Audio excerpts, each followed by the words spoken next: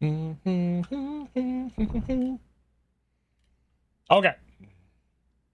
That should be good now.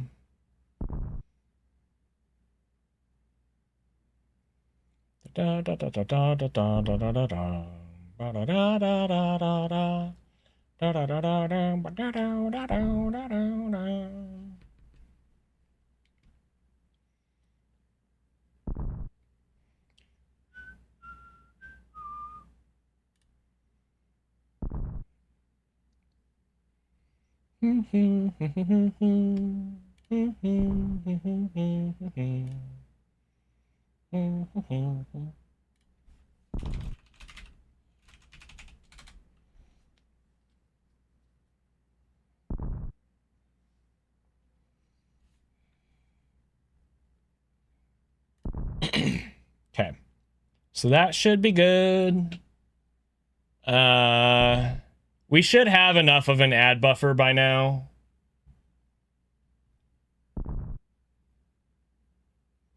I'll start switching over and getting ready once this song is over. There is blood on the spike thing. Those are called Kazans. It's the name of those spiky platforms.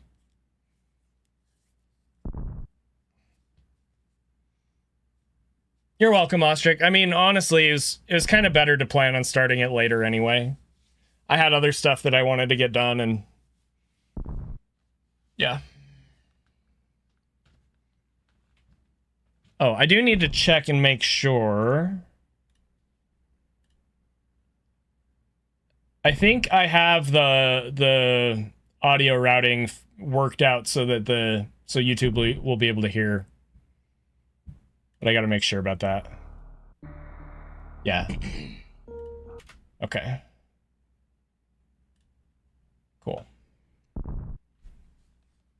This is a great song, I agree. And YouTube can't hear the song. Poor YouTube doesn't get to hear this cool song.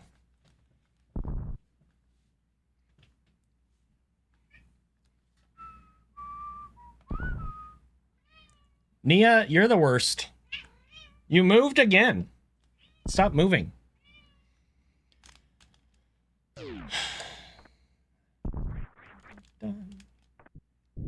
Further from the front.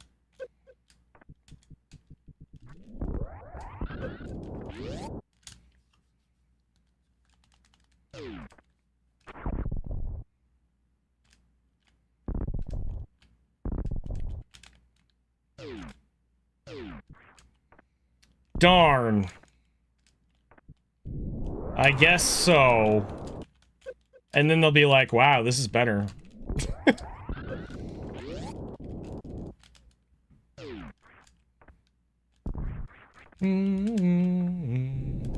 What do you mean I can say something to the streamer and if he sees it, he'll respond in 2 seconds instead of 22 seconds? What do you mean? Real-time interactions? What? See how I am on my own.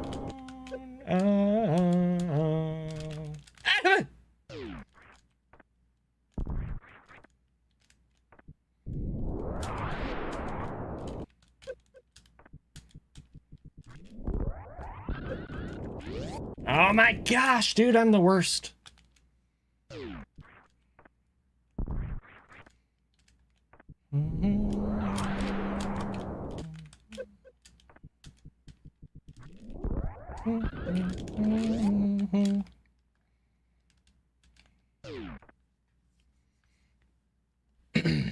All right.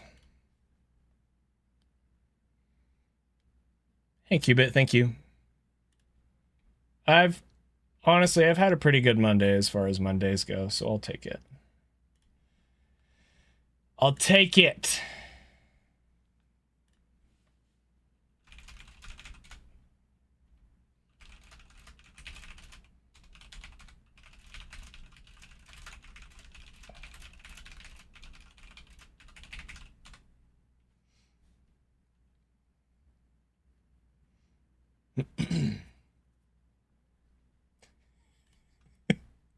Sorry, I'm talking to Zoast on Discord. We were trying to figure out if he's gonna like jump in a call with me or what. We think he's just gonna hang out and chat. So, okay.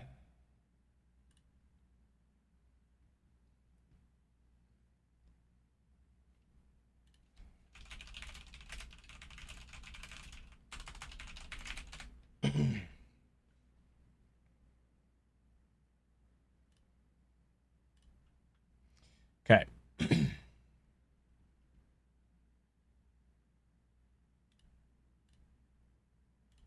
So, I'm not ready to start quite yet. Thank you so much for the tier 2 Bluebird. Hey, I saw something today that I guess tier 2 subs can use GIFs in chat now. But I don't know if I'm a tier 2 sub anywhere currently. I was a tier 3 for Zoast for a while, but I had to drop that because money sucks. I'm sure tier 3 can do it too. I don't know. Yeah. Anyway, can somebody do that? I want to see if it shows up in my like chat box or like on the... I'm wondering how that looks. Like if it works or what the deal is, you know?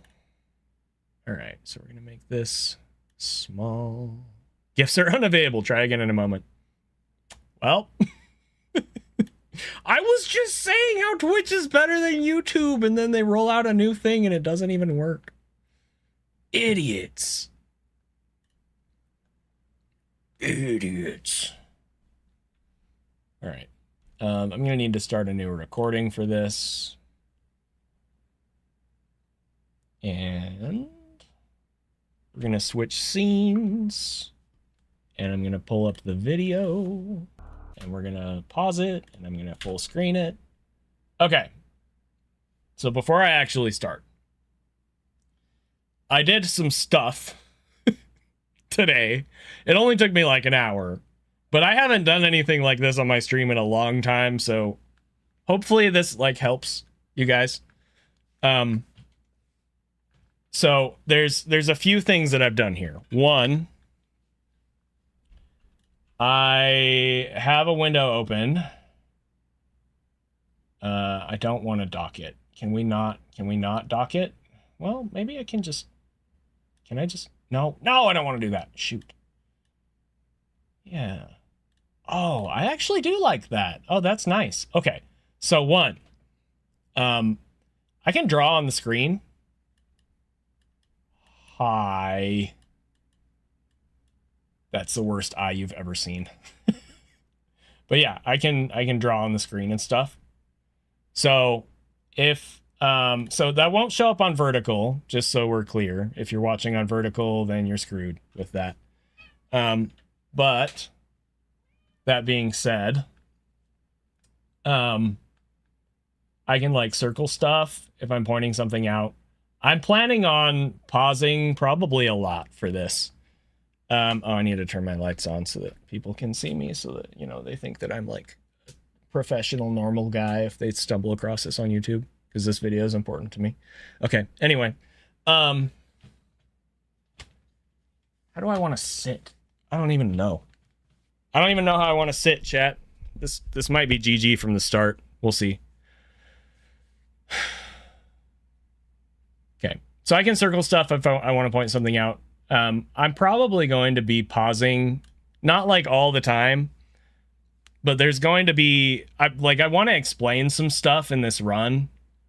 One of the things that I've wanted to do for a while is a breakdown about, I need to close live split. Hang on, sorry. Closing that. And I need to close this and this. Okay, we should be good now.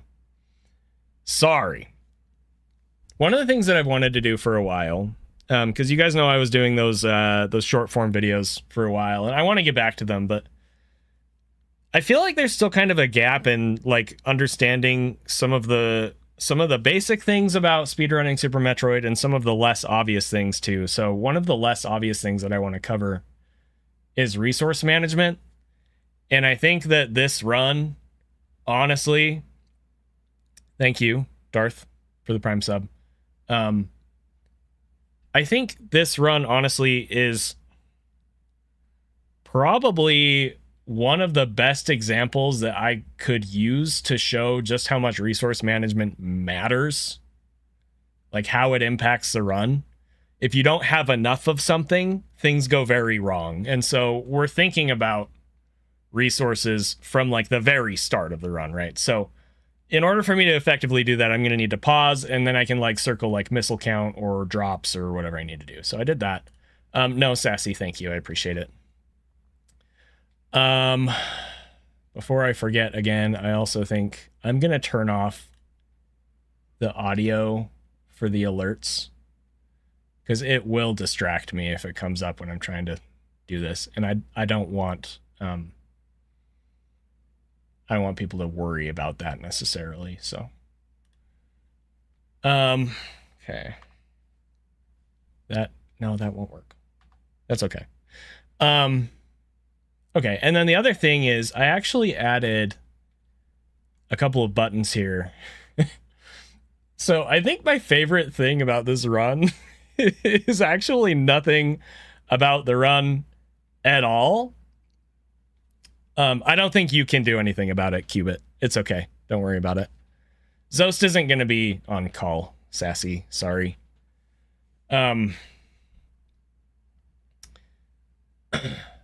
But so I think my favorite thing about this run isn't even anything about the run. It's chat. Chat was just so funny in this run. So I actually made a couple buttons so that I can make chat bigger so you guys can see. And I do have that working on vertical as well. So here's this. And then I also, there's a couple really good reactions on my part for this run. So I did this so you guys can see, like, anyway. So if I'm just like playing the video, see that? Right. Anyway. Well, I mean, his PB. Okay. So we are going to, we're going to start here in just a minute. So thank you guys for everybody who's shown up for this. I need to update my stream titles, my stream title. And then I'll probably start in just a minute. So,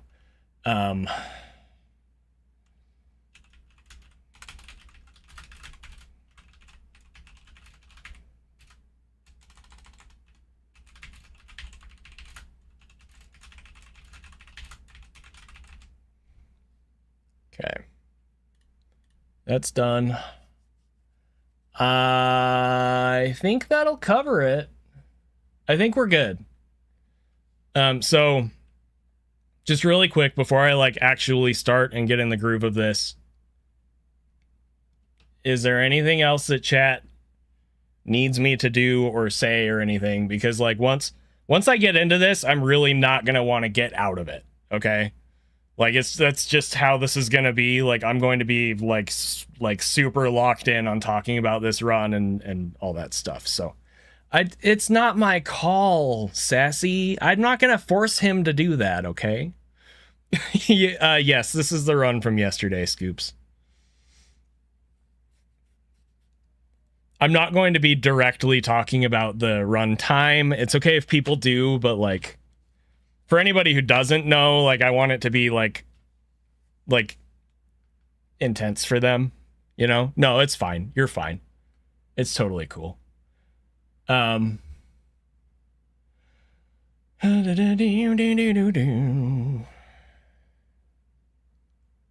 just mute the keyword. Well, that's, I mean, I could. That would be hard to do. It's okay. It's okay. Like if somebody else mentions it in chat or whatever, that's fine.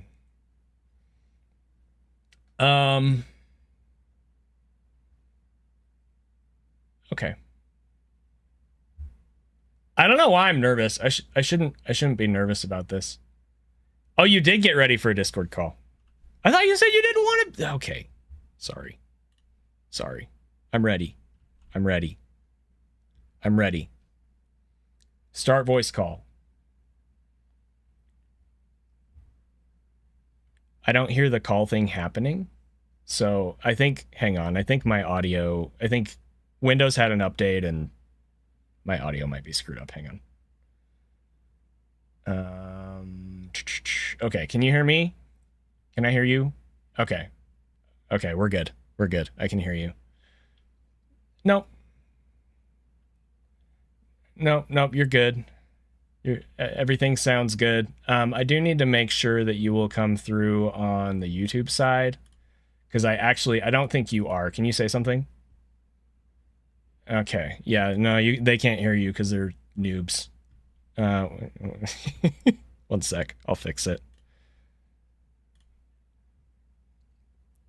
This used to be way harder to fix, and now it's way easier to fix, thankfully. So, okay, so we're gonna add this channel here, and also here, and then okay, I need you to keep talking so that I can balance how you sound compared to how I sound. Oh, I can't actually hear you anymore. One sec. Oh, okay. Now I can hear you. Okay. Hello. Yes. Keep talking. Sassy, I miss you too. Yep, just a little more. Just keep talking a little more. Okay. Yeah. That should be about even for you guys. Let me know if I'm too loud or if he's too loud or whatever, and I can adjust it again.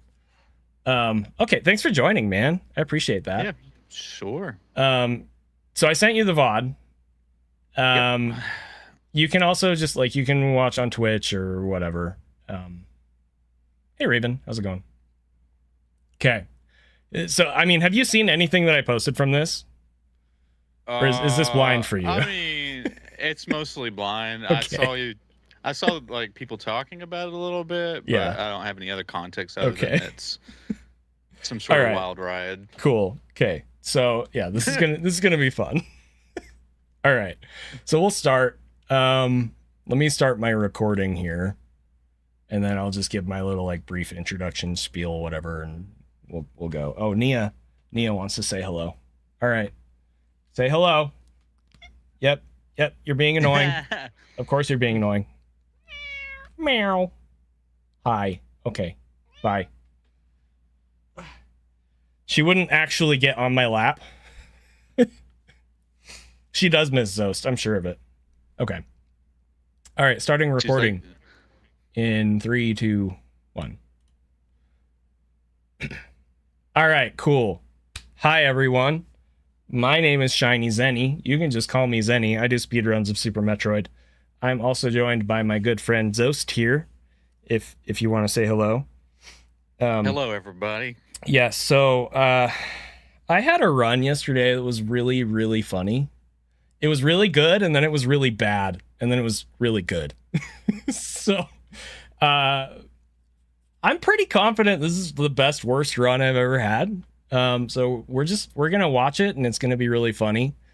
And I'm gonna be pointing out a lot of stuff. And another thing about this is I want to take probably a long time, so bear with me here. I want to talk about resource management in speedrunning this game because it's one of those things that really is not obvious to most people until they've started running the game. It wasn't even obvious to me until a couple years after I started running the game, and I would be trying to improve my times and copying high level runs and being why are they stopping here, why are they doing that, and I would try to not farm in a spot or something, and it would go very badly. And that's when I realized how important it is, because it really is this cascading effect through the entire run, where if you don't get the type of ammo that you need or the type of energy that you need or whatever, it just everything snowballs into this big mess of badness, right? And I think Zoast can probably speak to that too. I'm sure you have had plenty of runs that had a ton of potential and then you just didn't get drops and it was over. So yeah, that's definitely a thing. So I'm going to push play here. And I'll need to lower the audio a little bit because I don't want to not have my voice in this review just because some of my reactions here are really funny. But also I don't want to fight with myself either, have Zoast and I fight over my voice. So I'll be lowering the audio, and if chat can just tell me to raise it or lower it or whatever, that'd be great. So, well, I mean, his PB is lower than that. Okay. But so maybe he meant like a D-Rust PB. And, I mean, like the start of level, really like any Super Metroid run, like it's going to be kind of the same type of thing from the start, like right? So there's not going to be a whole lot to talk about for the first few minutes. So I guess Zoast and I can just like BS through this, but I mean, just a little bit of background here. So I do have the current any % world record. The current time is a 40:22, and basically that run at the time was very, very, very good, and it is still very, very, very good. But I know I can beat it, and so I've been working on that. I've been working really hard, but also like life is hard, and so there's ups and downs to the grind, and it's just been it's been a thing, right? I've been working on it for about a year at this point, and I've had a handful of runs that had really good potential, and this was one of them. But yeah, like that's just kind of where we're at. There's pretty big potential to beat the record because of some fairly large time saves in terms of strats that we're using now that we weren't using when I got the previous record, but it's still very, very optimized, very difficult to beat. So what strats are you talking about exactly? So we can save about 9 seconds on the Ridley fight compared to the fight that I got in the current record. That's definitely the biggest thing, and the change there is that we can do 5 X factors at the start of the fight.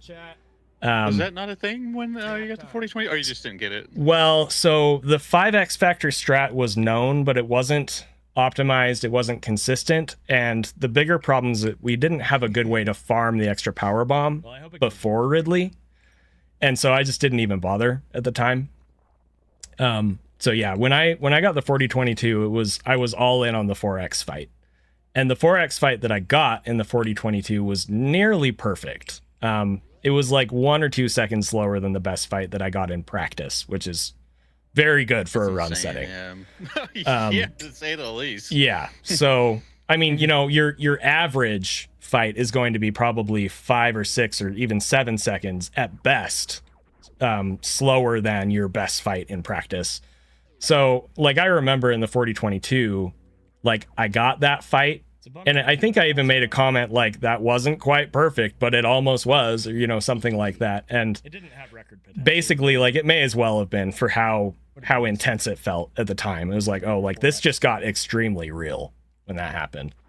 So anyway, all that being said, like this grind has definitely had ups and downs, and as funny as this is, because this run ended up being so bad, I would say it has definitely been a huge highlight of the grind. So I'm happy to like talk about it and hopefully laugh about it. One thing that I'm really proud of is when I started running this game, I was very much focused on like all the best strats all the time, no exceptions. Like it doesn't matter if I'm consistent at it or not. And I started pulling back on that after a few years and started really focusing more on consistency. And then the past probably 1.5 or 2 years, I've started leaning more into going for more aggressive strats more often. And one of the ways that has manifested in this any % grind is that my early games are actually a lot better than they were a few years ago, which is really interesting to think about because a few years ago, I already felt like I had a very, very good early game, and now I feel like I just put that to shame a lot of the time. So, I don't remember what this bomb's time ended up being, but like, okay, so like there's some little, you know, mistakes here. So I think it's like a 439 or something, which with those mistakes is very good. Like it really, my climb has gotten a lot better. My series is a lot more consistent now. I don't know. There's a lot of aspects to it. So, okay, yeah. So 439 bombs here. The splits are up here in the top right. My silly face is over here on the left. Game is here in the middle. So, and then chat is up here on the left. Now, one thing that I'm going to do, every once in a while, I'm going to be pausing so that I can talk about something. So we'll just use this as a brief example. So when I pause, I might do something like circle, the ammo type that we're looking at, or I also might do something like make chat bigger, or I might make my face bigger. So just keep that in mind. Like I have some ways to show cool, weird stuff that's going on. I don't know. What else should we talk about, Zoast? We need to fill the time for a few more minutes. Well, I was just thinking. I mean, it's kind of crazy to me that my early game also was improving before I switched to hitbox, of course. But I remember when I was over at your house and you kind of you were a little impressed by my climb because I was getting some good times in the practice ROM. And like last year? Yeah, last year when I was over there, yeah. And it's crazy to think that like after 12 years or 13 years that I was still getting better at my wall jumps. Yeah. Like, I don't know if that's a bad thing. Maybe I should have maxed it out earlier instead of still being improving after so long. But well, I mean, it's pretty cool though. Kind of what that comes down to is the idea that like it all depends on where your priorities are. And in this game, not that early game isn't important, but the game is so much more likely to die in late game that I think kind of practicing late game more often makes sense in that way. Okay, so I'm pausing here because I want to talk about this. This is kind of like, this is the moment in the run when my brain starts the resource management thing here. Okay, there's going to be an overarching theme of resource management as we go through this run. So the first thing I want to say is that any room that has these hopper enemies, okay, these ones down here, when you enter a room that has hopper enemies like this, the RNG value gets normalized, okay? So if you do the same thing or roughly the same thing in the room every time, you're going to get the same drops every time. We're going to use this in a room later, but I've actually started using specific types of strats in this room as well. And the reason for that is because since 1-round Fantoons are now like the normal thing that people should go for if they're trying to get world record in this category, we need to make sure that we have missiles as much as possible. So I'm approaching this room in the way that I do specifically to try and get a missile drop up here at the top. Now, I don't remember if I got a missile drop. So let's see here. This was a small energy drop. Okay, so we're already getting kind of scammed here in this run. So, small energy memes again. Small energy memes again. All the freaking time. So, since I got small energy here, now, basically, what I'm going to be doing is I'm going to be hoping that I get either a big energy or a missile drop from the Rayo in this room. I actually changed the strat that I do in this room based on the resources that I have entering this room. And that's something that isn't obvious to people that wouldn't know it. Now, that Rayo decided to drop us the worst thing, which was a nothing drop. We got literally nothing from this Rayo. We got nothing, okay? So now I have not full energy and I have 0 missiles, okay? This is a problem. It's not a huge problem, but it does mean, for example, when we get to Fantoon, I actually don't really want a fast pattern anymore because we're less likely to get enough missiles to get a 1-round if it's a fast pattern. I would rather that it be a mid pattern because that gives us more opportunities to get a missile drop from one of his flames before we actually start trying to kill him, right? So again, like, I really have wanted to talk about this for a long time because there are aspects to running this game that are so, like, not obvious. And it's just crazy to me how deep this stuff gets, okay?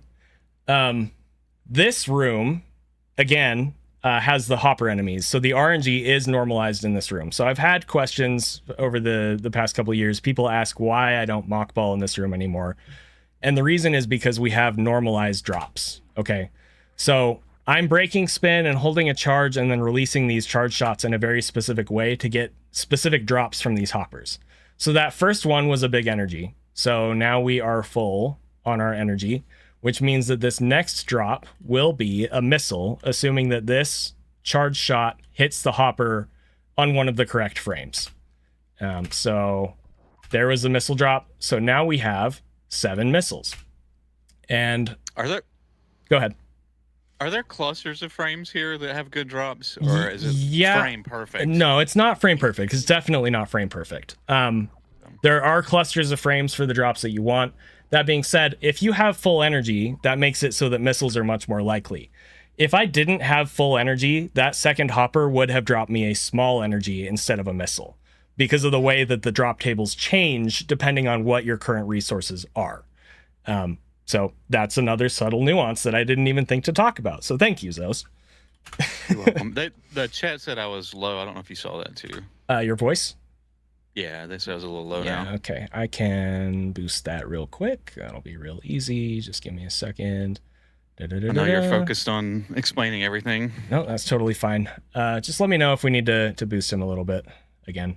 Sorry, I'm trying to watch chat, but like it's a hard thing because there's a lot to talk about. So, okay.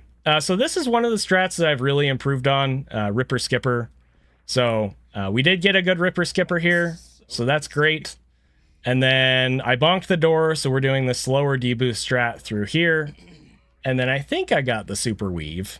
Yeah, okay, so that strat is way harder than it looks, but I've gotten pretty good at it. Okay, so split time. I should have made a way to make splits bigger, but I didn't, and it's too late now. So we are -2 seconds right now on the splits. And some other stats down here. So this is our 25th best pace, which is actually really good considering that I've done over 9,000 runs. So this is a really, really good pace. It's not like God tier pace, but it's really good. And at this point, if things go well, this run definitely has world record potential. Good. So I have hidden chat at this point so that I can focus in this run. There's a message here saying I hid chat so I could focus on the run. And we're going to climb up here. We're going to get a super missile here. And actually, it's worth talking about that. I don't need to go back and show, but there are 2 CAC attacks there. And usually, if we farm both, we'll get 2 super missiles. So why don't we farm both of them? It takes about a whole second to farm that first one. And it's pretty likely that you're going to get enough supers that it wouldn't make a difference. So rather than eating that 1 second of time save, I usually opt to skip it. There's a little movement mistake there. I'm hoping for a CWJ here. I jumped too early. So that's, a little frustrating. And you can see on my face, like I was a little frustrated there. Because I've been trying to get to Fantoon on good pace and then get a good 1 round and then not screw up wreck ship for a long time. I've only had a couple runs where I'd managed to do that over the past year because it's hard. It's really hard. But I've gotten pretty good at shaking that kind of stuff off. So I'm talking about... Go ahead. I was going to say, you were talking about leaving yourself with not full supers there. The way I like to describe that is giving yourself a chance to be lucky. So if Fantoon drops a bunch of supers, then you're sort of wasting that luck if you fill up early. Yeah, then you just lost a second. Yeah. So that's definitely risk reward, right? And some of resource management does come down to risk reward. Do you want to go fast or do you want to be safe? And sometimes it pays off and sometimes it doesn't. Okay, so here's Fantoon. As I explained earlier, I actually don't want a fast here because if he were to give me a fast, he would also have to drop at least 4 missiles in order for me to get up to 15 here. Because when he opens his eye, we have to do 2 missiles and then 2 more missiles. So that would put us down to 7 missiles. And then in order to 1 round, we need to have 15. And each drop is worth 2. So 7 plus 8 is 15, so we would need at least 4 drops. So I was a little glad he didn't give us a fast, because that would have been kind of frustrating if he dropped us like 2 missiles instead of 4, or 3 missiles instead of 4. So he is going to give us a mid pattern here. And I do nail the 1 round. Sorry, spoilers. I know that's very unexpected. All right, so we get the 1 round. All right. And when I kill Fantoon, I generally immediately look at my pace, okay? If it's a 10-3x, it has a decent shot at being world record. This was, I think, a 10:36 or a 10:38 or something like that, which is actually really good for a mid pattern. Really good supers. We are, a few seconds behind. You can see that with the PB video that's playing behind the splits over here. But again, this is actually a very, very good pace for a mid pattern, especially because I didn't get the CWJ at Moat. Oh my god. Yeah. Okay, so looks like we're about 5 seconds behind right now. Okay. So I need to talk about this. Our resources leaving Fantoon were not the greatest. They're not awful, but they're not really good either. We only have 4 missiles here. And I mentioned this in the run, but I was talking over myself so you couldn't hear it. What this translates into is that I have to use extra super missiles in the next room that we're going to be entering. Because if I don't, we're going to run out of missiles and it's going to screw up like the inputs that we have to do to kill the enemies, and it's just going to be really bad. Okay, so we already are going to be lower on supers than I would like to be. And additionally, the other issue is that we only have 147 energy, which you can see with the energy tank and then this 47 here. And I actually am going to go back because that automatically translates into time loss. So let me go back just a little bit here. That's too far. Really good supers. Okay. So not this room that we're entering, but the next room, we're going to be collecting a super missile pack.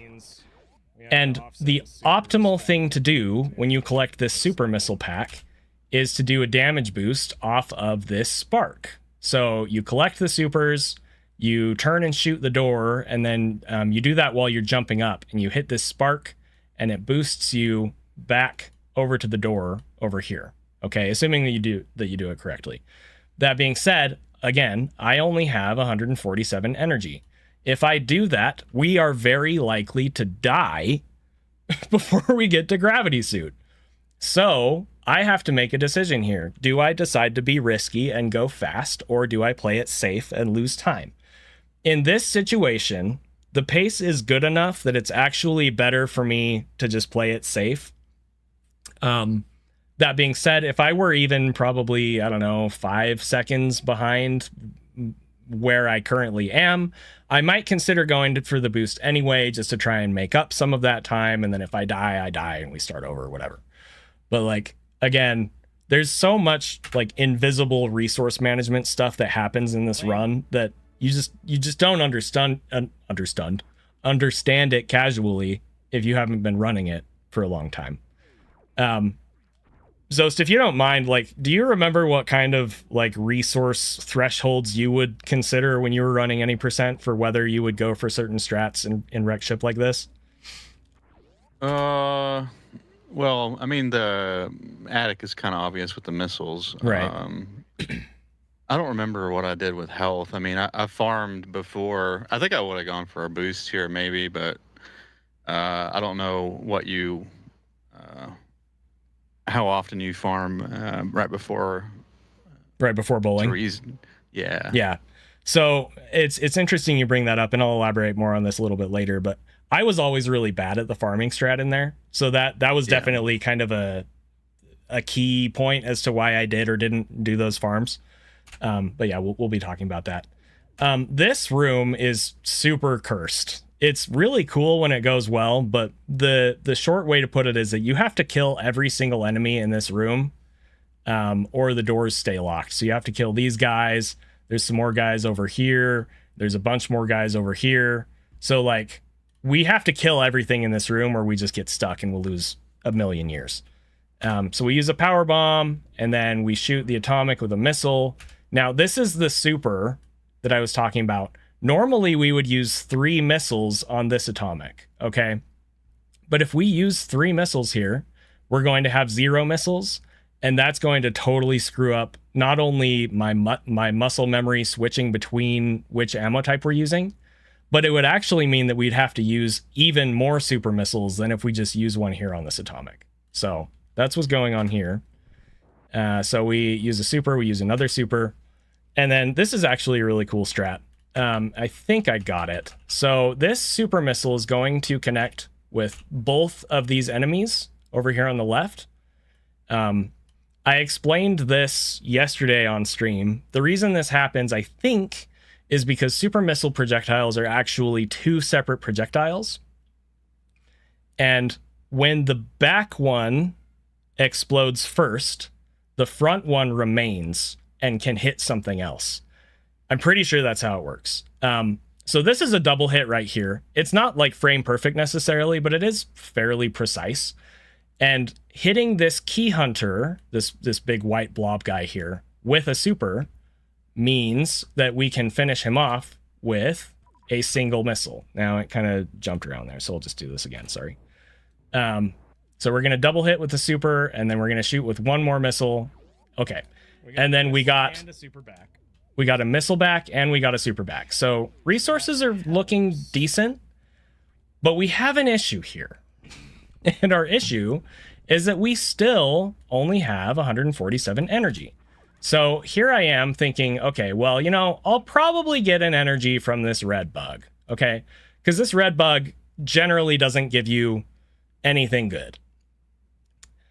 And in this situation, even just 1 small energy drop will be the difference between me entering health bomb mode or not entering health bomb mode. Now, if you enter health bomb mode, that's going to impact the way that you get drops for the next segment, which will slow you down generally. Go ahead, Zoast, if you have something to say. I was going to say, I think you made the right decision not to boost because of the power bomb count. Now that I look at it again, because you want to be able to get power bombs from the crabs when you come out of here. Yeah, and that's actually kind of the main thing with the health bomb is if you're in health bomb, you're not going to get power bombs from the crabs. So we're already thinking about our power bomb count, even though we don't need power bombs for another few minutes. We are thinking about our power bomb count here. Okay, so I killed the red bug, and he dropped us actually a super missile. So I'm like, oh, well, you know what? Like, supers are great, and I'm sure to get at least 1 small energy drop in this next room. Like, of course I'm going to get at least 1 small energy drop here. Okay, so I have implemented a new farming strat. I didn't come up with it all by myself. I actually messed it up a little bit, but this first missile that I shot could have blown up this guy that was here, as well as this guy. Unfortunately, it missed, so it only got this first guy. And, you know, he's probably going to drop me a small energy or a big energy or maybe a missile or, you know, but we'll see. So, okay, it was a missile drop. Now we blew up this guy. Okay, so, you know, maybe he'll drop us a small energy. We're also going to kill this guy down here. Surely I'll get, you know, an energy from one of them. Surely I will. So, you know, we keep moving forward. Okay, it was a missile drop here. And, okay, so, you know, what's the last drop going to be? It is going to be a power bomb. I think this is a 2% drop. It might be like a 4% drop, but it is not common at all. You basically never get power bombs here. So, you know, I get those drops, and you know, this is how this goes. Okay. I mean,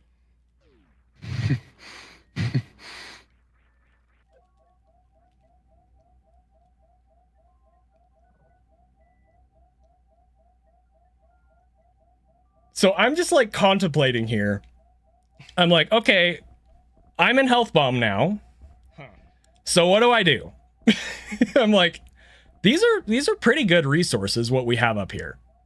We do have enough power bombs. I would prefer to have at least one more here, but we do have enough power bombs.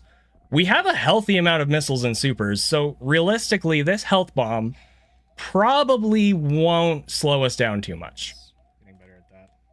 So That's good. I'm trying to decide what strats to do. I'm like, okay, do I farm the cack attacks or do I skip the cack attacks? Do I want to worry about farming both crabs or do I skip both crabs? What kind of pace do we have? We are plus 3.8 seconds compared to the world record, which again is extremely good for any run, but it's even more good considering the fact that I didn't get CWJ at Moat and this was a mid-pattern Fantoon. Like, this is actually a really, really crazy pace considering those two things. This is the 24th best pace that I've ever had in any run, which again is a big deal at this point. And I'm realizing and contemplating the fact at this moment in the run yesterday, like, this could be world record. It's not likely yet at this point, but like it's definitely still possible. And I don't know if it's this way for you, Zoast, or for any of the other runners in the community, but for me, like, if I'm pursuing a PB or if I'm pursuing a world record, there are like these checkpoints throughout the run where it's like, okay, is it still possible? Yes. Is it still possible? Yes. Is it still possible? Yes.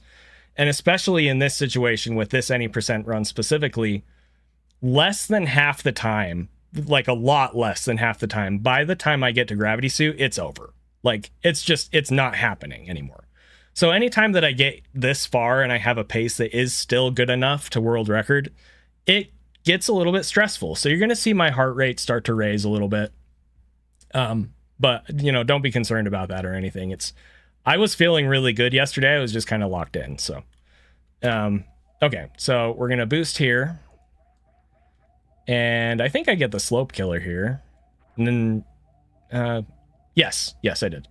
So that's cool. There's a new farming strat in this next room. I opted not to go for it because I decided I was going to be risky to try to save the time. But then I messed that up. And I'm like, okay. So, you know, I break into impromptu song to calm myself down because I don't like making mistakes in this kind of a situation. Okay. So I opted to skip the cack attacks because we already have 9 supers. Now, we are still in health bomb, so that means that we're not going to get a super missile drop from the cack attack a few rooms later. But I decided that, again, it was worth saving. I think it's like a second and a half. If you can skip those 2 cack attacks that I skipped, it saves like a second and a half. And right now, my main priority is trying to keep this pace because the resources are good enough that if things go my way, I want to prioritize going fast if I can, as opposed to playing it safe. So this is going pretty well. You know, we're going to have probably another minute or so of like just generic downtime, like not a whole lot to talk about. Mostly these rooms come down to optimizing movement and not messing that up. That being said, this segment's funny because my splits have it titled Easy Segment. That is ironic on purpose because this is one of the segments where you're not really in danger of dying, but it's very easy to lose a ton of time here. And it's not always obvious why. So I just like to call it Easy Segment because it's actually really hard. Vouch that. Yeah, you're definitely going to lose some time on the RNG from farming after speed, but otherwise, like there's so many little movement strats that you can just bleed time all over the place. Okay. Yeah. Okay, so we got a super missile from the first Nova on the way down, which is actually, I mean, it's not like ultra lucky, but that's good. We also got a missile from that one. And if anybody's been watching me recently, I have been getting a ton of nothing drops from all of these farms the past like few days. And so it was really nice to be going through these rooms and be like, wow, like, you know, I'm getting a bunch of really good drops. I'm actually going to turn up my audio from the VOD here so that you can hear me. And I'm just going to stop talking for a minute so that you can hear how I react to this stuff. But we got a missile from that Nova. So again, like I'm feeling good. Like these are good. These are good resources. The only thing we're lacking on is power bombs. Right here. Dude. This is great. Can't wait to get totally scammed later. Awesome, dude. I can't wait to get totally scammed later. Little did I know what was going to happen in this run. Oh no. Okay. So, whoa. Almost messed up that monk ball there. Oh, thank you, Yuri. I appreciate that. Okay, so we're going to farm both of these hopper enemies in this room because we need power bombs. So we got 1, 2, okay. We still technically need one more. I think it's one more power bomb. It's not urgent, but it would be helpful if we could get one more power bomb. It's also not very likely that we will get one more power bomb. So I'm trying not to overthink that. I've come up with some like backup strats that don't lose that much time if you don't have enough power bombs. I'm pretty good at them, but they're not the main strat, so I'm not doing them all the time. I did Bubble Mountain a little bit slow, but again, like we're doing pretty good here. This is actually important. This is an important thing to talk about in terms of resource management as a whole. And I'll actually go back because it'll be a little bit easier to explain what I'm talking about if I just show it on screen. So here we have 94 energy. Something that is worth explaining about Super Metroid, and I alluded to this earlier, is that the drop tables actually shift the likelihood of what types of items you get based on the other resources that you have. So if you are full on energy, that is a tier 1 drop, and the other tier 1 drops are, so there's big energy, there's little energy, and then there's regular missiles, that's a tier 1 drop, and then just dropping nothing is also a tier 1 drop. So if you're full on energy, the percentage chance that you get an energy drop from an enemy that you kill goes into missiles and nothing. Okay, so you're more likely to get missiles if you are full on energy than if you didn't have it, than if you weren't full on energy, because then you might get energy drops instead.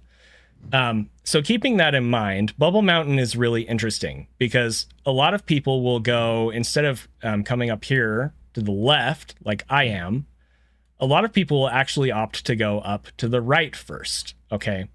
But I have chosen to go to the left. It's my main thing. I never go right because I'm hoping that we're going to get enough energy from this guy and or another guy up here later that we will end up full on energy when we get to the farms after Speed Booster, okay? So having explained that, what do we get from this waiver? We get a big energy. Okay, so now we are full on energy. Now here's the other thing. You can save a little bit of time here if you do a damage boost off of this waiver as it comes back to go through the next door. But if we damage ourselves on this waiver to go through the next door, we're not going to have full energy anymore. We're going to have less than full energy, which will impact the types of farms that we do at Speed Booster. So I opt to just kill that, the waiver instead, because that way we're probably going to get another missile or maybe even another super, and we're going to be full on energy so that we can perhaps skip a cycle of speed bugs farms after we get Speed Booster.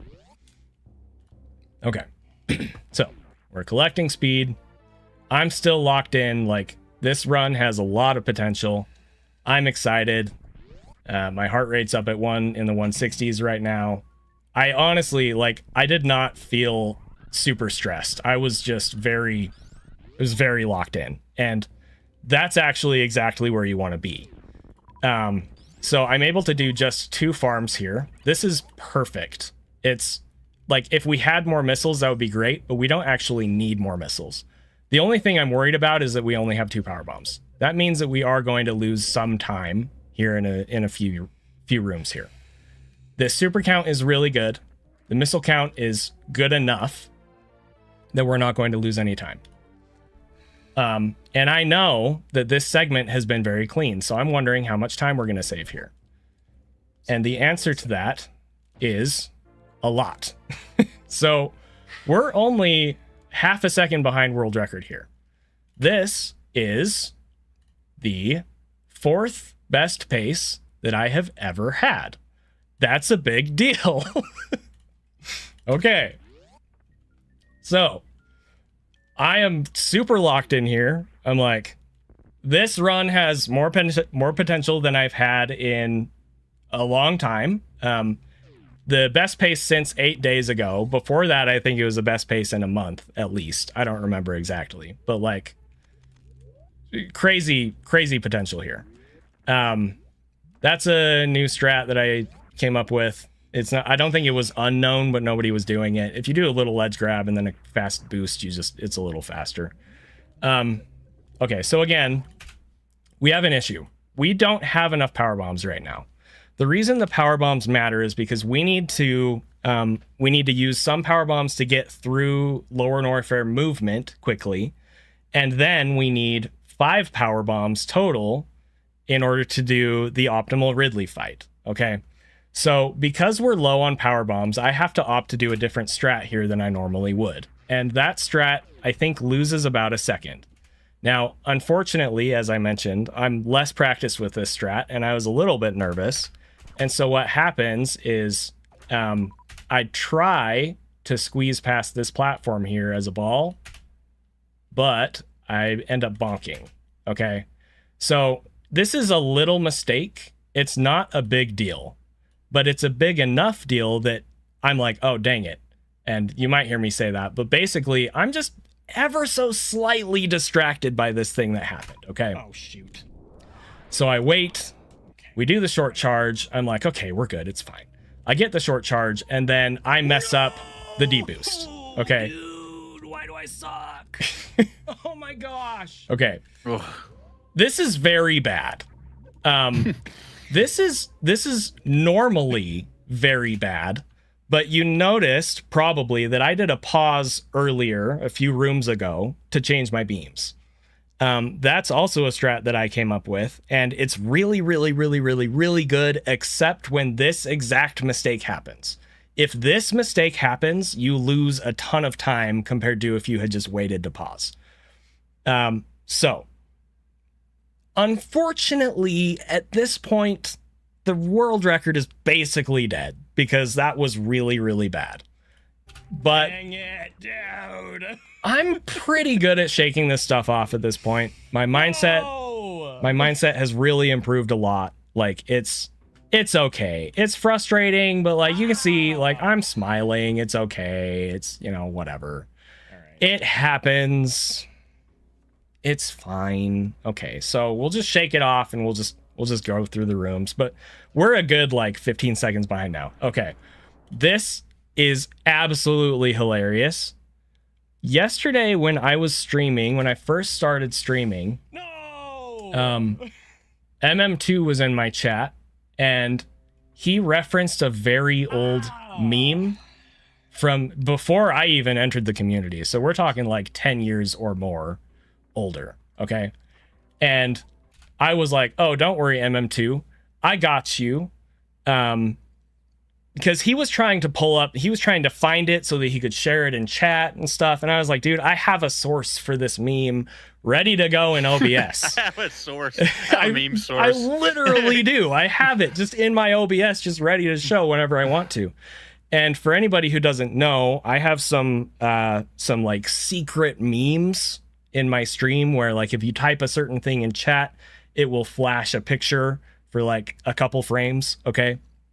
And MM2 asked me, he was like, dude, you need to make this one of those. And I was like, okay. So literally like a couple hours before this run, I added this thing, and MM2 just used it perfectly.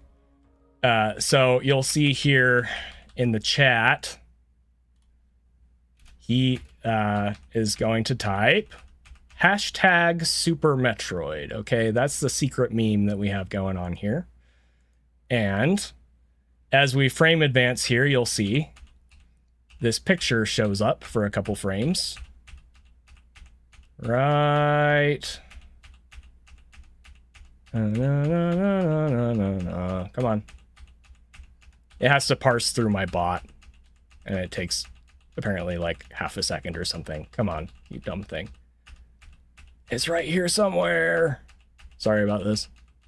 I can't believe it still hasn't popped up, dude. It's right here. I know it is. Wow, I feel so stupid right now. I should have like paid more attention to when it flashes.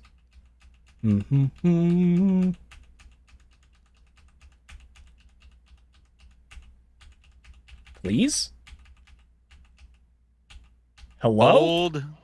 Okay, you know what? We're just gonna go back so that I can shoot. Sorry. I'll probably have to edit this so I don't look like a freaking idiot. No, I won't be doing that. Okay, let me just pay attention. There, okay. Somehow it skipped over. I didn't see it. Okay, so come on. Don't. Oh my gosh, VLC, why are you like this? Okay, it's okay. I wish VLC had a go back a frame. It needs feature. it needs nice. more stuff like that. It really does. But that's okay. It's okay. Okay, so right here, please show up. Don't make me feel freaking stupid again. Okay, here it is. So this is, you know, IGN used to post like these, you know, things, or games would post these things when they came out. You know, they're like, hey, like this person said, you know, oh my gosh, it was a beautiful journey by Game Informer. Oh, incredible. You know, that's what IGN said about it. Old runner Garrison, quote, I wish I was dead. Okay, so I just lost like 15-20 seconds on a world record pace run, and MM2 had asked me to add this little Easter egg here. And he just uses it perfectly, like immediately after it gets added. Anyway, so that's just a really funny thing that happened in here. So, okay.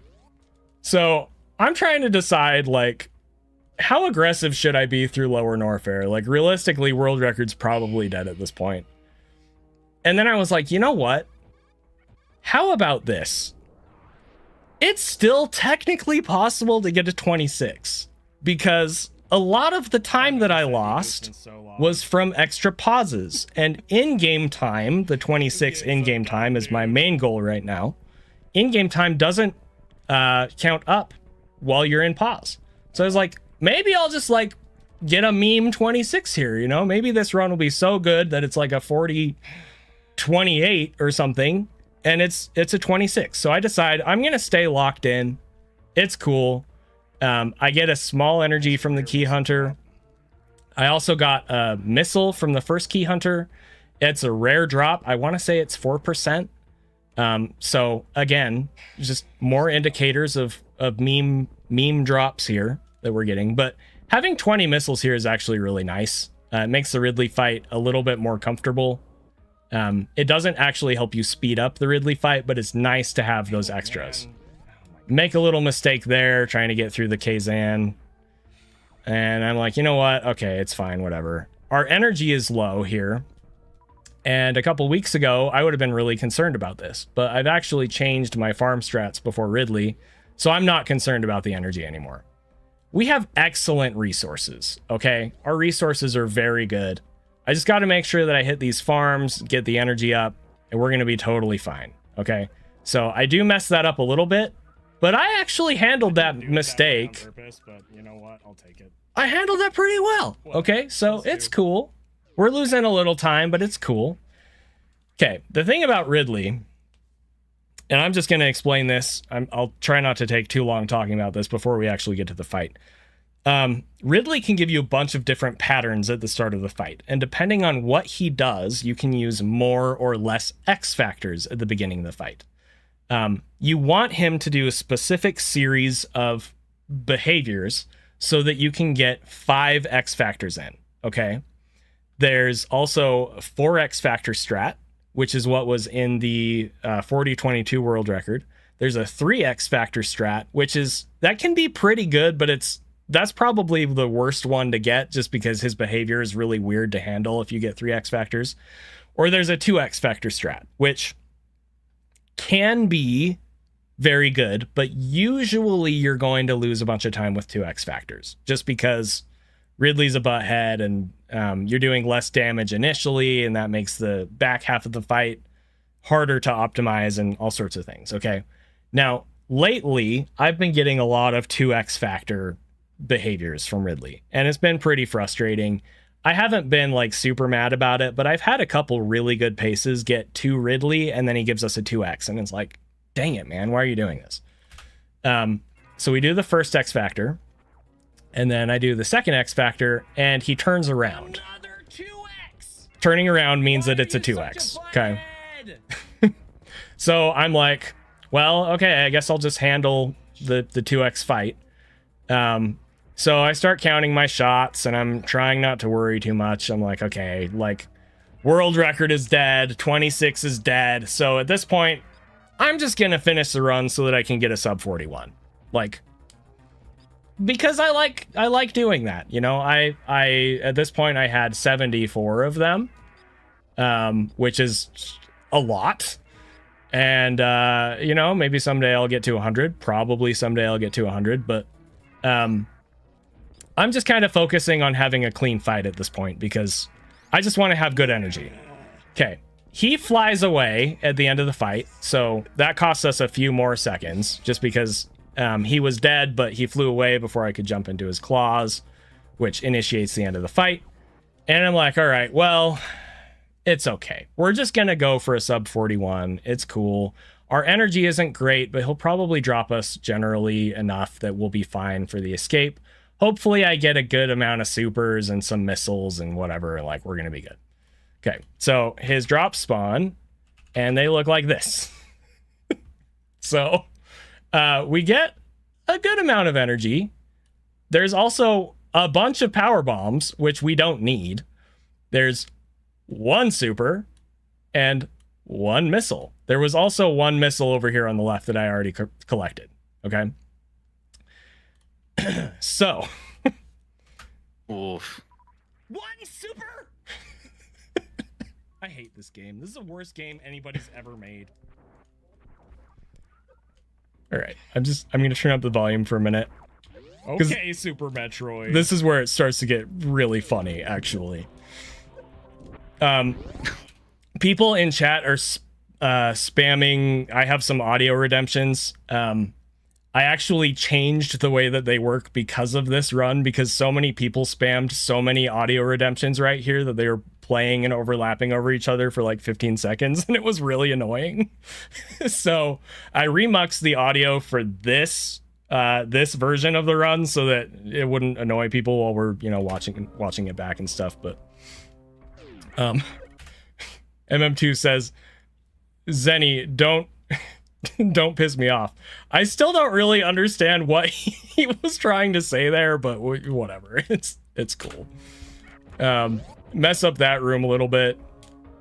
Oh, 73 with a 2x. So he's just mad. He's mad about the Ridley fight, basically. I'm still in a good mood. And honestly, like, that's the greatest thing here is that, like, I'm not super upset that I lost this run. It's whatever. Like, I'm in a pretty good headspace about this. What's up, Drewski? This room, I actually slow right there. just came up with a new strat for this. It's funny that I said that was slow because It's good. this ended up being a 14:58 room time, and for like 3 to 4 months ago, I was getting like 15 3x at best in this room. So I'm actually really happy with this room time. This is one of the things that is getting better in the runs, and I'm really happy about that. So I did just want to point that out. Okay. So I'm trying to like recenter myself. Okay. I'm like, we're just going to focus on the sub 41. I actually hid my room times, so I didn't know that. That's cool. But yeah, Drewski mentioned the sub 15. I've been trying to remove distractions as much as I can. Okay. So this room is called, we refer to this as 3 Musketeers, and it's because there's 3 key hunters here. Okay. and you want these key hunters to do specific things as you move. So we're jumping up here, and we want this key hunter to continue flying right, okay? He does that. That's a good thing. Now we're going to jump up here, and we just want to be out of the way of a key hunter guy that's up here. We do bonk that bottom guy on purpose, by the way, so that we can just run through. Sorry, I should have explained that. So we have iframe, so we can just run through this guy. What we want this top guy to do here, and if you do the strat correctly, he will do a lunge, and he'll fly all the way over here so that he's completely out of your way. Now, if he doesn't do this, that can be really bad, because these key hunters do 50 damage every time you hit them. And that means that I can only take one more hit and not die, okay? It also means if I do take one more hit, we're going to be really low on energy. And so this is another funny thing, is yesterday, I had already kind of developed a backup here, but yesterday I was practicing it a lot, and I think that's part of the reason that we ran into this situation. But this guy up here, he didn't actually swoop over to the right like we wanted. So what that means is he's totally in our way right here. If I try to jump up here, I'm going to hit him. I'm going to get knocked back down. It's going to be a big mess. So here I decided to do the backup that I've been practicing. So what we do is we actually jump back over this guy like this. Oh my God. Okay. And then that's going to make the guy up here at the top kind of float over here a little bit. And then we're going to do a CWJ morph ball to get up past him. Yay. Ha! I survived! Okay. So, Screw you guys! It's a little slow, but we're alive and we're not in danger of getting in health bomb or dying. And that makes it worth it, right? There's a couple people in chat here that are like, yo, that's cool. Thanks. Okay. Decent drops there. Mess that up a little bit. No big deal. Okay. So this is great. Really? Oh, sorry. I can do this. Really hope this run makes it. Would be a great sub 41 to look back on. You know, Warpios, I really hope it makes it too. Let's listen to what I have to say about that, and also pay attention to what Drewski has to say about that. This run still has a decent shot of being a sub 41. It's going to be difficult, but it's possible. It's still possible. It's still possible.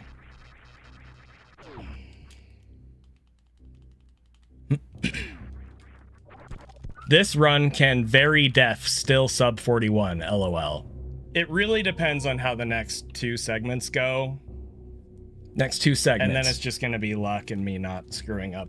So as long as the next two segments go okay, pretty decent chance that it's going to sub 41. All right? Pretty decent chance. Okay, let's see what happens here. Okay, first of all, I use a missile here. Okay, back to the resource management thing. I should not have used this missile, because using this missile means that now we only have 3 missiles.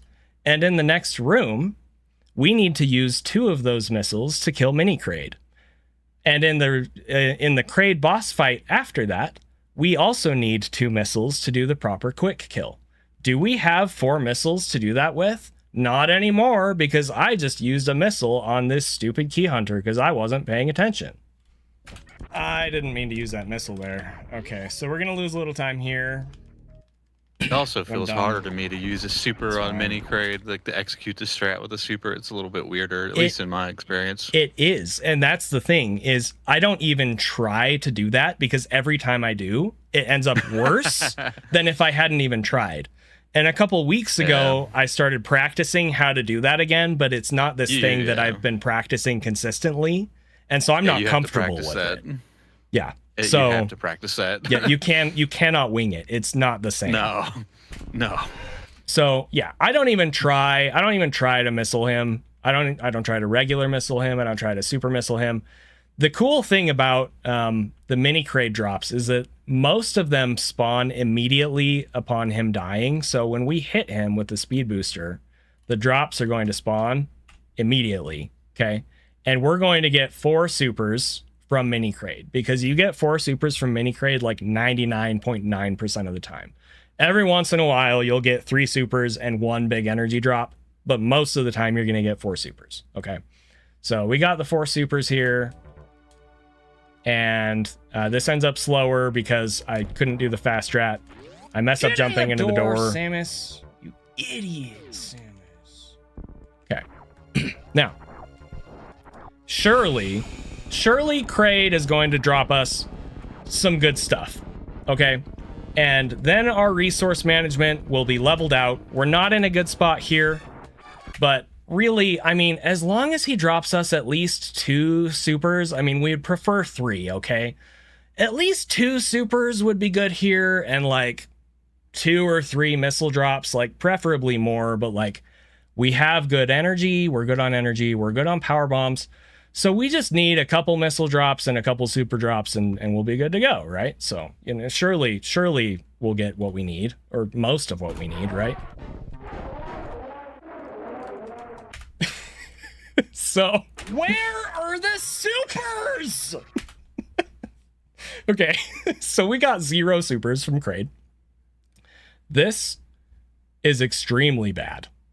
Okay, we have to have a minimum of 8 supers entering Meridia, or we're going to have a very bad time in Meridia. Additionally, we would really like to have more missiles too, but we just don't. So, you know, let's see how I handle this situation. Oh, wait. you gotta see my freaking face here. Sorry.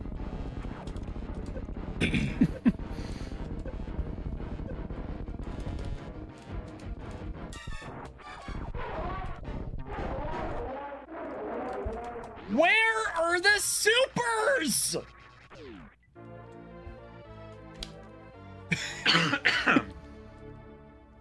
All right.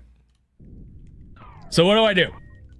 Well, there's only really one good spot to get that many supers. Zoast, would you like to explain where the good spot to get more supers is here? Mini grade. Oh God, my voice. What happened to my voice?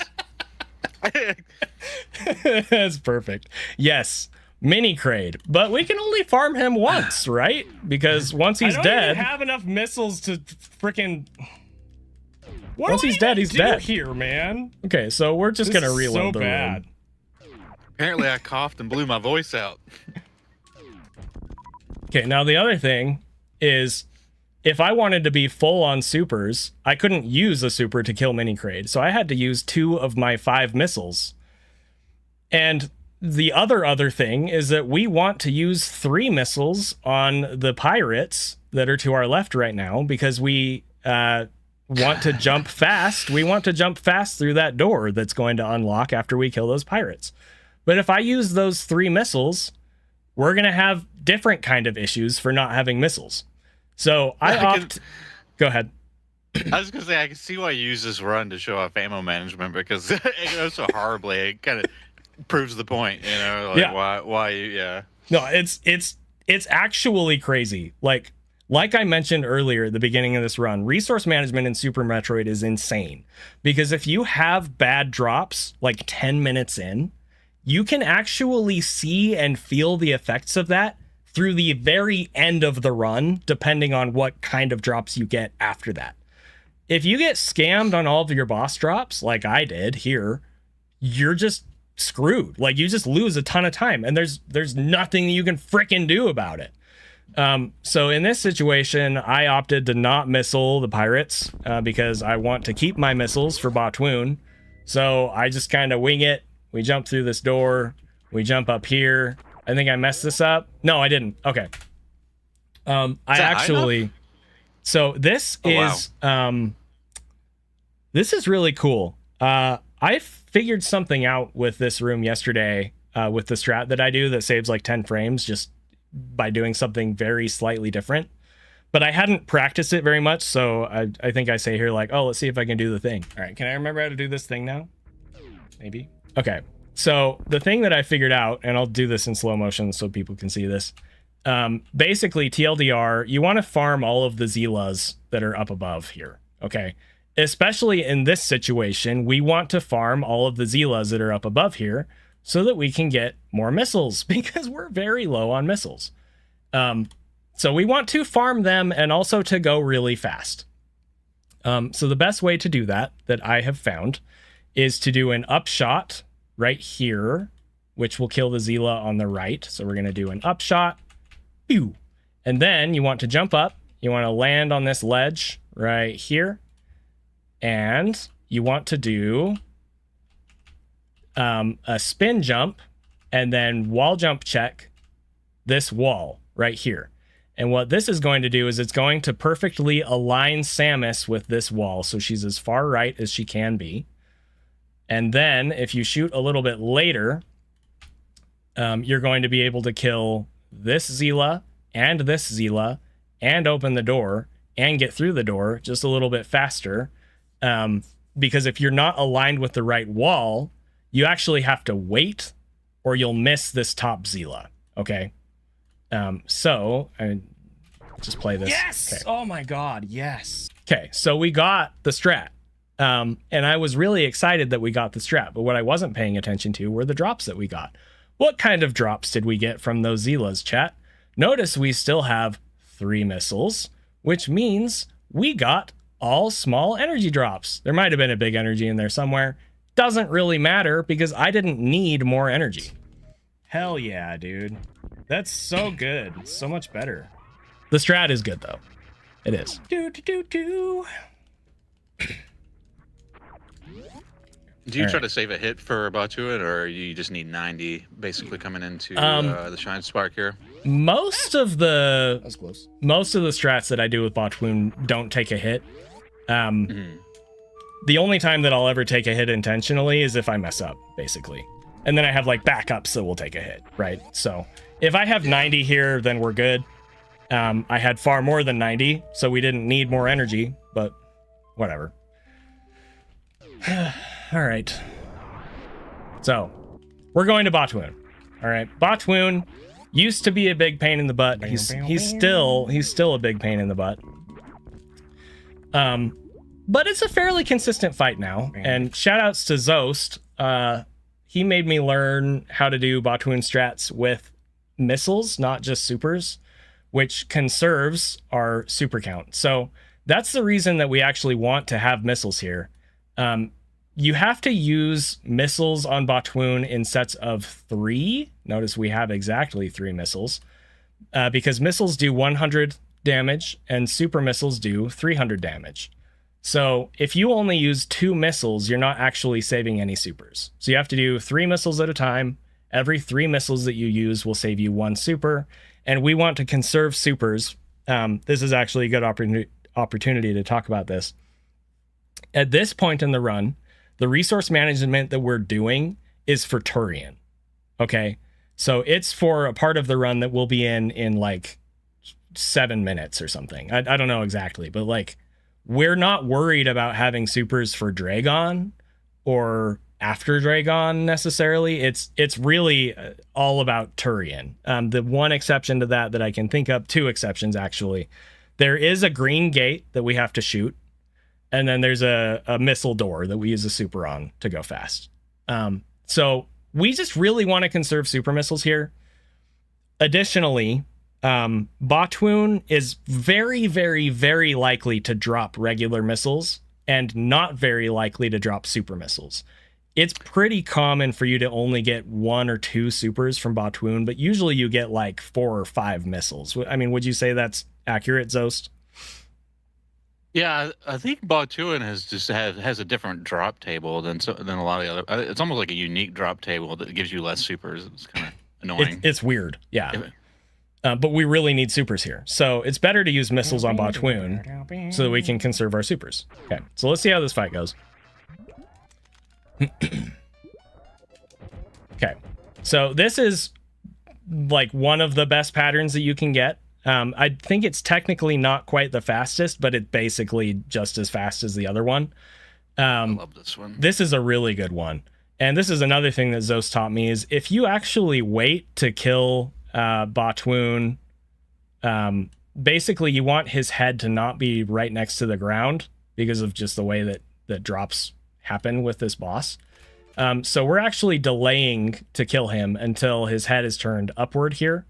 And then what we're going to do is we're going to use our 3 missiles to kill Botchwoon. And then he's going to drop us a bunch of missiles. And then our resource management is going to be normalized. And the rest of the run's going to go swimmingly. So it's going to be great. So let's see what kind of drops we get from Botchwoon here. Da da da da da.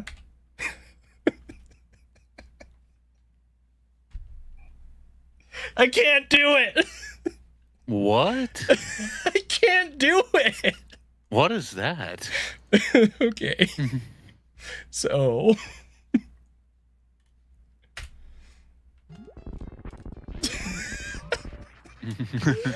Appropriate.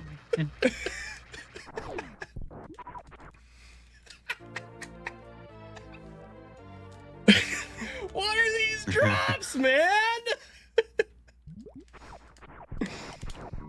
What do I do? All right, so since we don't have enough missiles right now, we want at least 15 here, you guys. Because if we don't have enough missiles, the Dragon fight is gonna go so bad. Like, I can't even explain how bad the Dragon fight is going to be if we don't have enough ammo.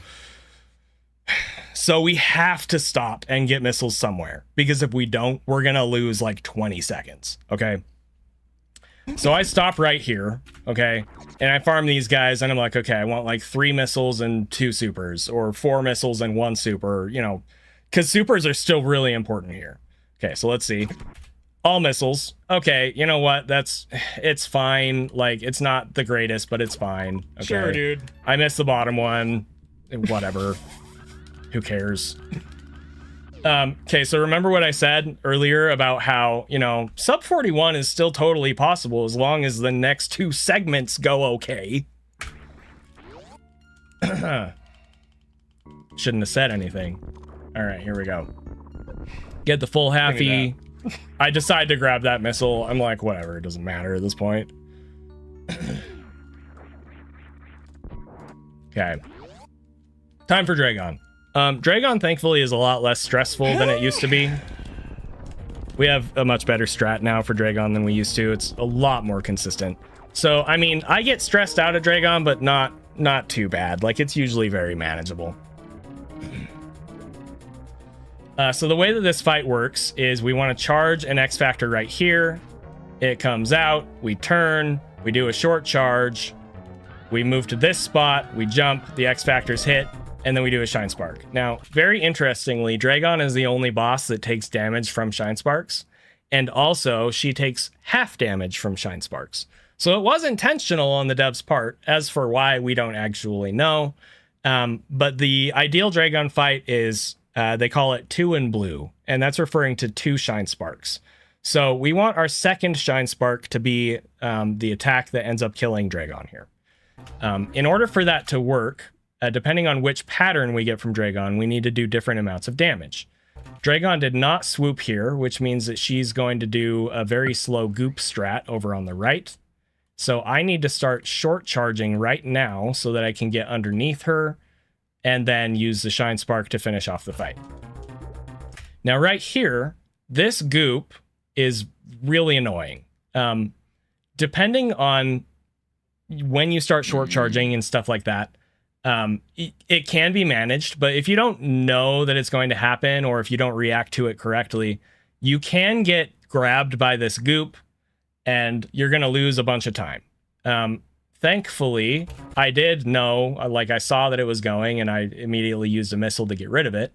So now I need to use at least 5 missiles on Dragon and then Shine Spark. Preferably, I probably should have used 6 because I wasn't super confident about the opener, but 5 should be enough here.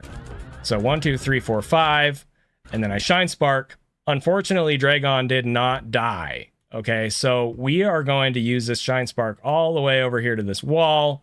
Dragon is going to continue slowly moving over this way, and then we're going to have to finish her off after the fact. Oh my gosh. As long as we don't get grabbed by one of these goops, the fight should probably still be okay, but we are losing a couple seconds to this mistake that I made. Screw you, Dragon. Also, because Dragon did not die with the Shine Spark that I did, we didn't get the blue suit glitch, which means that in order to get the spike suit or the spark suit glitch, what I have to do here is I have to do a short charge, and then I have to jump into one of these spark turrets. We're going to use some over on the right side, and I get basically one shot at, it's essentially a double frame perfect trick. It's technically a single frame perfect depending on the setup, blah, blah, blah, whatever. I'm pretty consistent at this.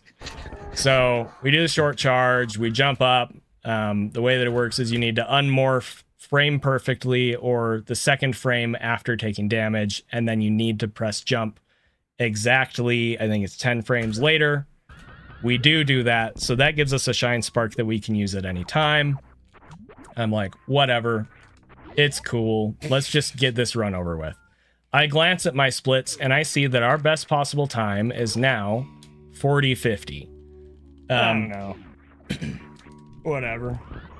Zoast, if you're willing, what's the likelihood of getting a sub 41 when your best possible time is a 40-50 leaving Dragon? Probably like 5% or maybe less. More than half of this time is RNG. Basically, we need the Metroid drops to cooperate in order to even finish the run, but also, if they don't drop us enough supers, we're going to have to missile some of them, and every time that we have to missile a Metroid, we lose time. Because missiling them is slower than using a super to kill them. So that RNG can lead to time loss. And then the bigger impact with RNG is two other things, actually. So there's the Mother Brain fight. Depending on when Mother Brain uses her last red beam attack, and also depending on where she is positioned when she starts using red beam attacks, you can lose anywhere from like 4 to like 8 seconds just because Mother Brain decided to do something weird. Okay. So that's most of our our potential for a sub 41 right there. And good then cutscene too. Yeah.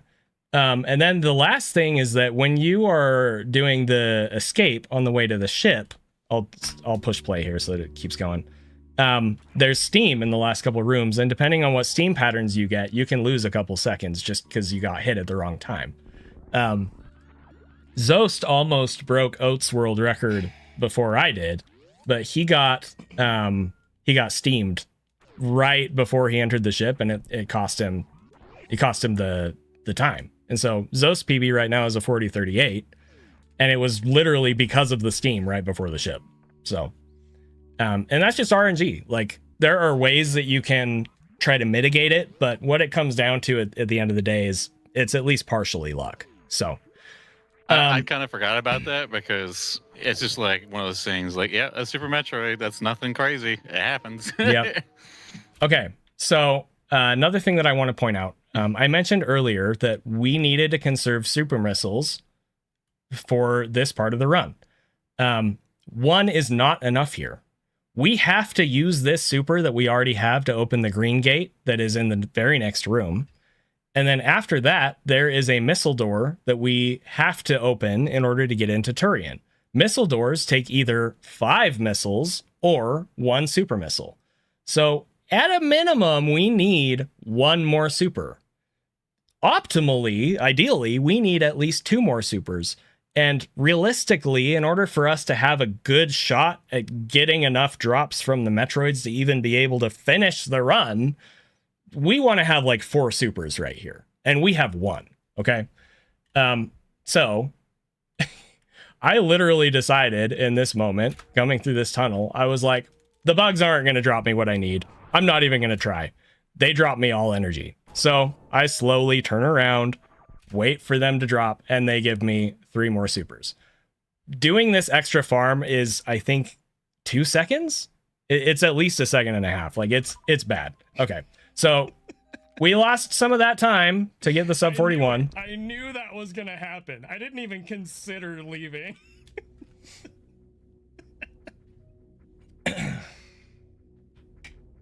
It's like, nope. Even this segment is not easy Were you too, in the not to double lose far? time. I mean, if you miss breaking the wall of speed, Okay, that's get kind of a up common there, you mistake that idiot. can cost you at least a few seconds, like, straight up right Yep. there. Yep, the movement here is not easy. And I already made a mistake. So, like, we're bleeding time. 40, 50 best possible time. We've already lost a couple of those seconds. Like, it's not looking good, chat. It's really not. All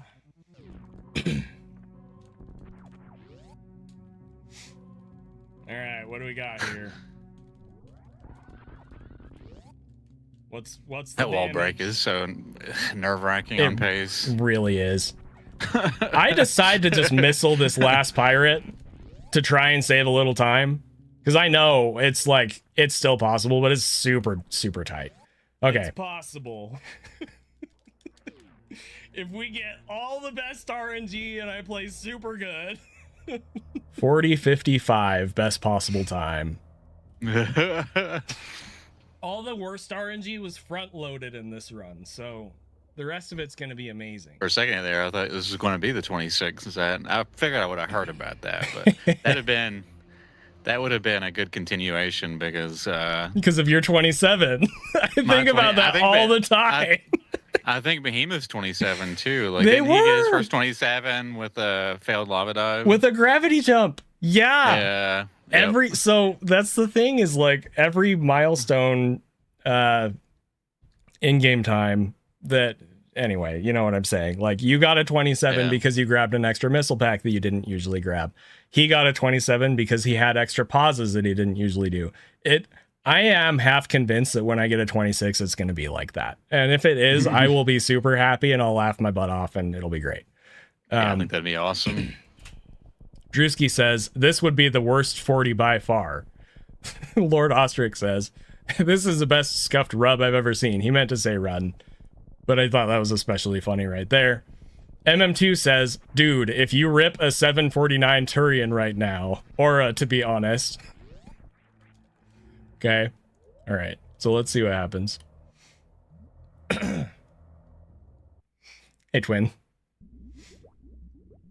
What is your PB Turian and what is your best Turian at this point?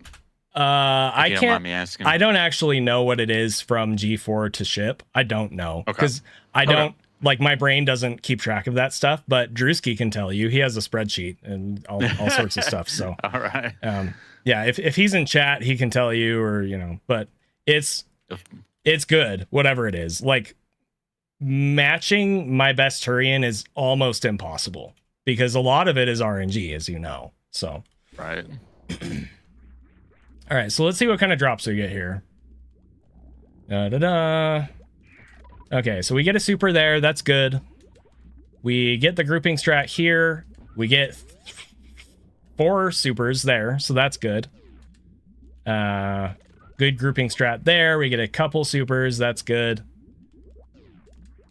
I decide to be super aggressive here. It's not looking very good. I kind of messed that room up a little bit. Raven says, all the RNG was front-loaded when you're on the last split. Really sounds kind of cope, which I think is really funny.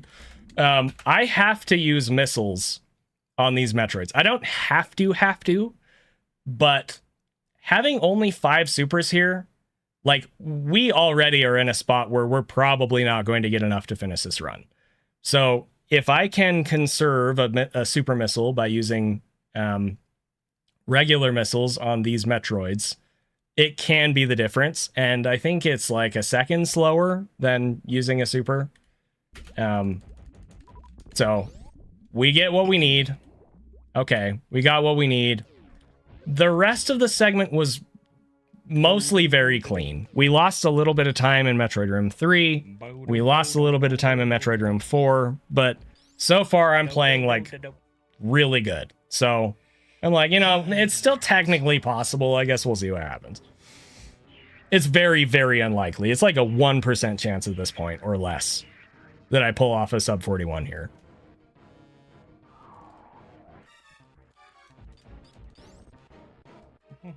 That was kind of sketchy there, but I didn't get grabbed, so we're good. Keep going through here. Use that. Don't mess up the moonfall here. Almost shot the super too early there.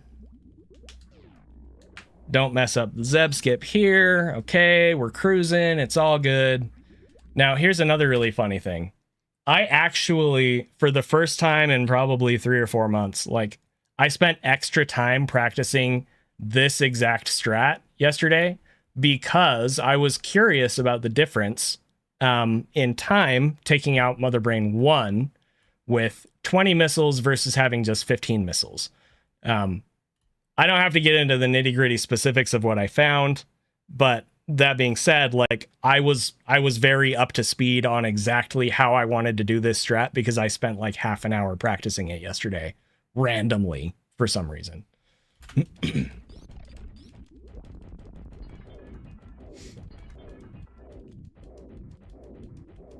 All right. So now our best possible time is 40:57. Okay. Mother Brain 2. We have to hit Mother Brain 2 with 60 charge shots. Okay? I'm not going to count every single one out loud. I'll probably say when we get to 10, 20, 30, etc. But the main thing here is, as I mentioned earlier, when she uses her final red beam is the key to how good or bad this fight is, assuming that you don't miss any shots, okay? And that is pure RNG. There are a couple of little things you can do to kind of manipulate it, but it's basically pure RNG. I'm also going to be saying step forward about 40 shots in here. And the reason I'm saying that is because when Mother Brain steps forward and then uses a red beam, it puts her in a different position for the cutscene that is about 4 seconds faster. So I'm really, really hoping, we call that good cutscene in any percent. I'm really hoping for good cutscene here.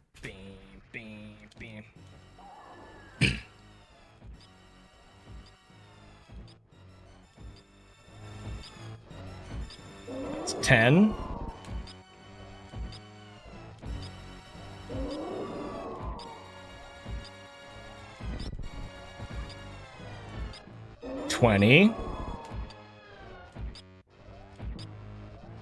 I'm also really focusing on tight charge shots here. 30. Yeah, if you think about it, every suboptimal frame that you're later on the charge shot than you have to be, cumulative over 60 shots, that's a second for each frame that you're on average slow on the charge shot. So that it can really add up here. Okay. So I said step forward there, and thank you, Zoast. Yeah, that's a really good way to put it. I said step forward there a couple times, and I said, damn it. And it's because when you get to the 46th shot, that's where I paused, she goes into red beam phase. And so if she hasn't stepped forward by the 46th shot, it's like a 99% chance that she's not going to. I think I've only seen her step forward after doing a catch-up. That's what we call them, catch-up beams or red beams. I think I've only seen her step forward during the red beam phase twice, ever. And I've been running this game almost literally nonstop for 9 years. So it's extremely rare that she would step forward at this point. So I'm not planning on that. Instead, I'm just going to really focus on optimizing my shots in between the red beams and really hoping that it lines up in a way where we don't get an extra beam. These red beams come out approximately the same like variance amount of time, but there is a little bit of variance that happens because Mother Brain's RNG has different states. She can use the blue rings, we call those onion rings. She can use the red beam. She can use the yellow laser eye thing. We call those French fries. She can use the bomb down here that's on screen right now. We call those meatballs. Spicy pepper. Oh yeah. Spicy peppers.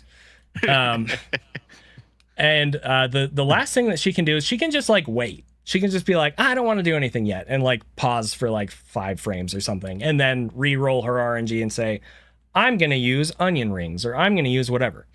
When she gets into the red beam phase, it's very likely that she's just going to use another red beam, but she can do other stuff. Okay. So we're at 46 shots. 47, 8, 9, 50, 1, 2, 3, 4, 5, 6, 7, 8. Oh, I was one low. Okay. 2 low. That was the 60th shot. Sorry. I counted that wrong. She was just about to use her last red beam. Like, it was literally frames away. So I won't talk over it this time. You can kind of get a feel for it, like how often she's going to use that red beam if you pay attention. And like, you'll be able to see / hopefully feel it, like, okay, like it's coming out. So step forward. Step forward. Damn it.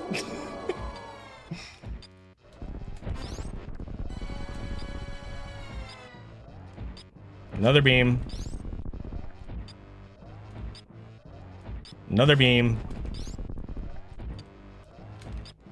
Another beam. Like, that's how close it was. It literally was like a couple frames, okay? So somehow I managed to skip the last red beam. Drewski is here in chat just absolutely losing his mind. Boy.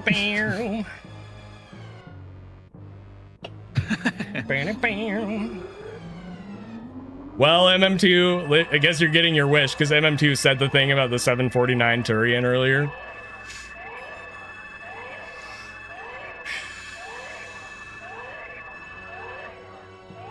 No new strats here, bedside.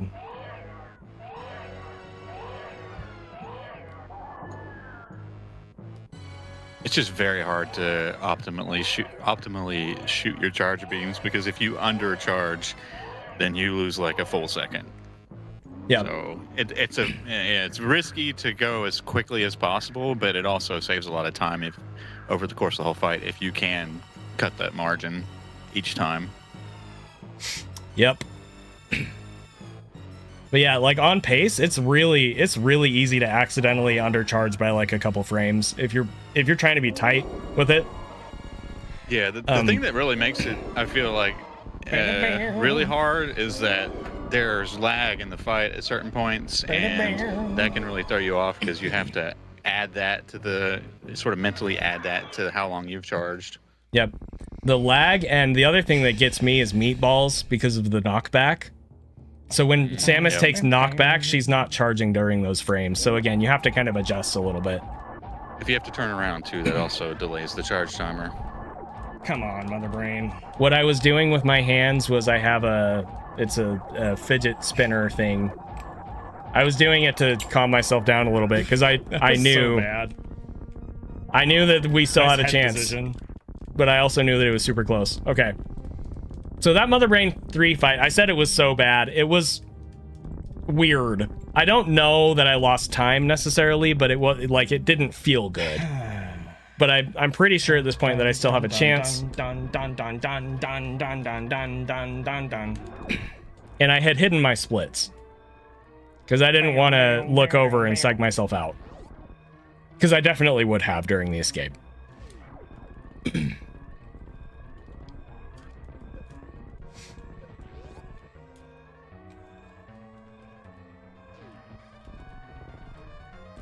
Whoa, lag. I thought for sure you were gonna get a good cutscene. I know, right? 40. Yeah. I don't know how the heck you still get a 40 here. Okay. So I've been talking a lot about bad luck in this run. It's showing a lot of bad luck. We have just one more example here. So the Steam, right? We talked about Steam earlier. Okay, so I mentioned something here entering this room. I said slop at the top. Now, a few years ago, I had this main strat that I always did here, where we get to the top of this room, and generally when you're platforming in Super Metroid, you want to ledge grab. Okay, what that means is that you break spin right as you're over a corner, because the more you jump over a corner, the more time you're going to lose. as opposed to if, you know, you do a really tight jump and land, you're going to save time compared to doing like a big, like arcing jump. Okay. So the strat that I was referring to, the slop at the top, is basically I intentionally do a very big jump here because there are 2 steam vents. There's one right here and one right here. And it is extremely, extremely likely that you're going to get hit by one of these if you do a big jump like this. Okay. If you get hit by one of these 2 steam vents, you get iframes, and you can use those iframes to get more run speed over here to the right as you're going to exit this room. There's a mound that you have to jump over, and if you don't have enough run speed, it just ends up slower. I've experimented with a lot of different things, and then a few weeks ago, I was like, I'm going to try slop at the top again. And I tried it, and it's super good. Like, it's been working out very well for me. I've had very good rooms doing it the past couple weeks, so I'm definitely going to continue maining it. That being said, what happens here is we don't get hit by this steam or this steam. We pass both of them. And what happens there is you're almost definitely going to get hit by another steam over here, which is going to make you lose speed and lose time. So yeah, I get hit by that steam, and I'm like, okay, well, maybe I'll get like that really good pattern where we run off of this ledge and we shoot, and then, you know, this steam can like bounce us back like onto the floor really fast. That's a thing that can happen. Or there's another one over here that can do it as well. So I'm like, okay, you know, maybe one of those 2 things will happen. Neither of those things happen. Oh man. We didn't get lucky. we didn't get lucky. Oh well, you know, maybe it's still possible to get a 4059, but there is absolutely no way that I'm going to get a 4059 if I don't hit this first steam that's going to appear right here from the left side. What we need is for this steam to hit us as we're moving into it, so that it will knock us backward, so that we get more run speed with our iframes as we move to the right. Okay. That is very, very, very common that happens. It's like 8 out of 10 runs, 9 out of 10 runs that you hit this first steam from the left side coming out of this room, unless you have iframes, which we don't. So it's totally fine. We're going to hit it and it's going to be totally good. What happens instead is somehow it comes out like 2 frames later for some reason, and it knocks us forward. Yes, here's Zoast's reaction. That's very weird. Yes. It's so weird that happened. Okay. Now, because that almost never happens, I didn't know how to handle this short charge to try and avoid another steam bonk over to the right. So I try, and I take another hit from this steam right here. Okay. Seriously, I think that's the weirdest thing in this run I've seen so far. Getting hit in the back of that steam. And we still got You gotta be kidding me, dude. a 4059 somehow. And I don't get it. I don't understand. That's so stupid.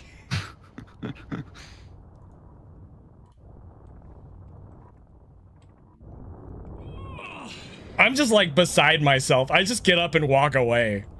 Like, I don't understand what just happened with this run. This run was absolutely crazy. Oh, I need to go back. I have to point that out, sorry. You gotta be kidding me, dude. So everybody's like, hey, GG, you know, yeah, that's awesome. Wow, that's so, you know, ha ha ha. That's so stupid. Drewski, lovingly dog shit run.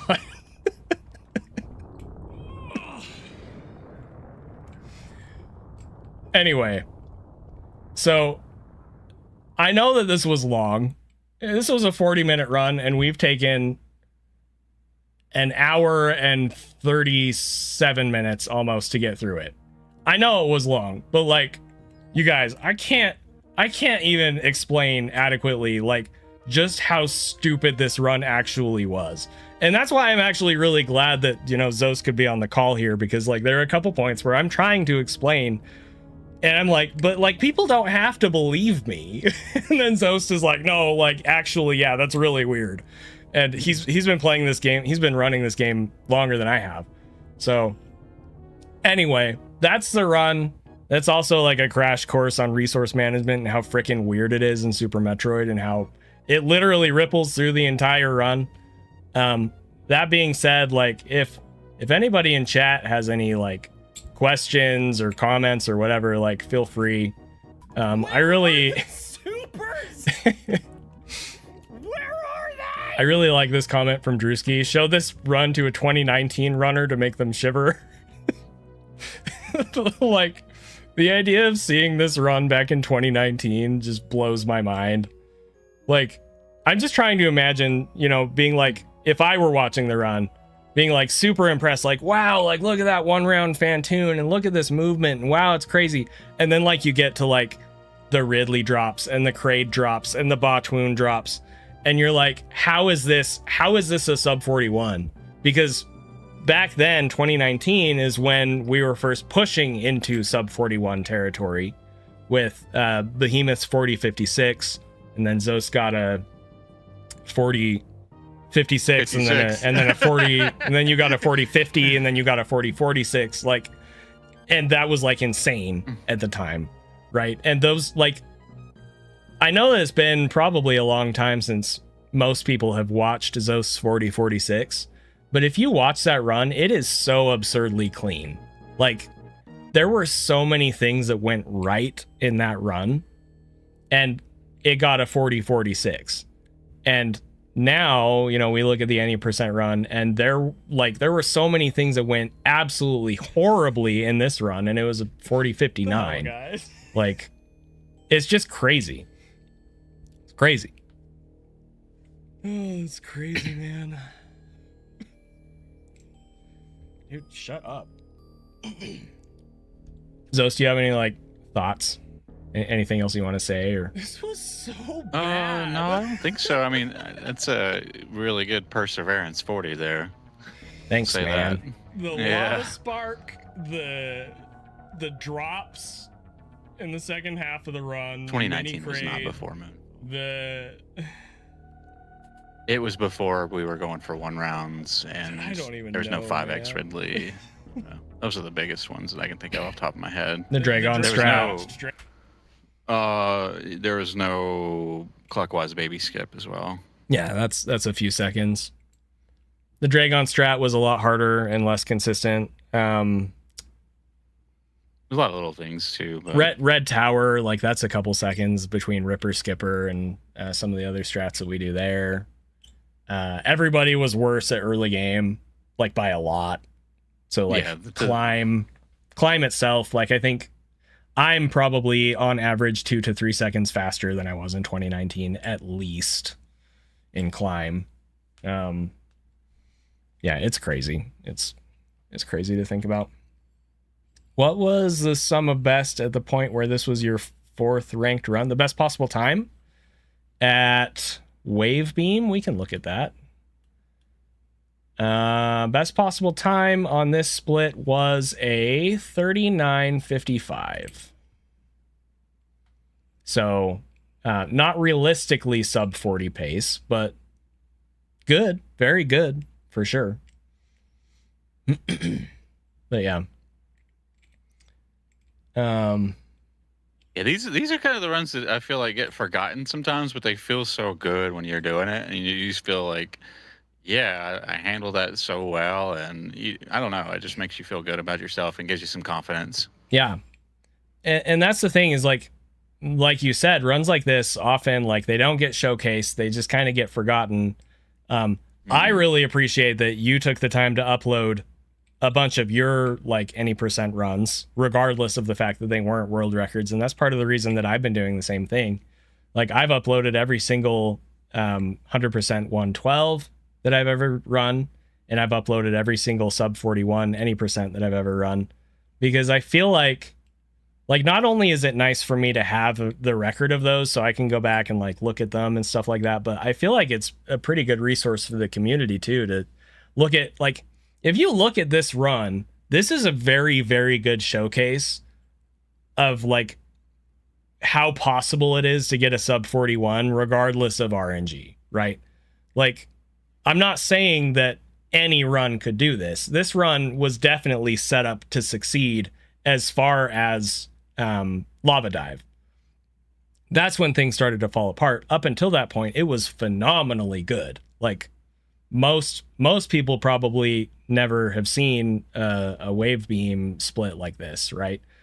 But that being said, like, it really is, there's so much in this game that just comes down to like fundamental movement, like just moving Samus quickly. It's really crazy how much that actually matters. People think that it's all about getting, you know, the fast Fantoons or the good Ridleys, and those matter a lot. And to get any percent record at this point, you're going to need solid boss fights, but they're not the only important thing. The most important thing is going to be how you move Samus, period. So the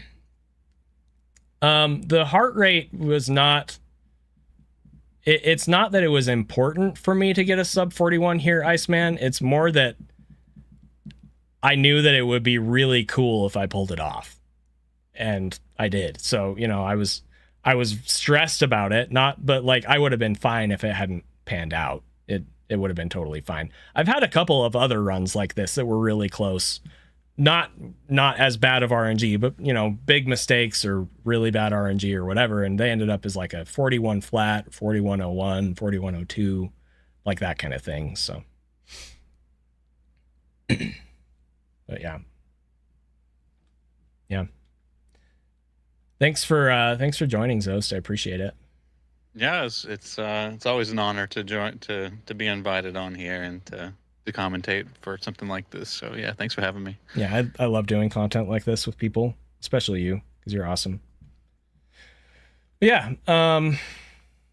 any other questions or anything, chat? Can I show the thumbnail for the video? Sure. Probably the easiest way for me to do that is going to be like this. So the run, Ostrich is asking about the thumbnail for the run. It's live on YouTube already. You can go watch it. It went live this morning. And the thumbnail that I made for it was kind of funny. So let me pull that up here. There it is.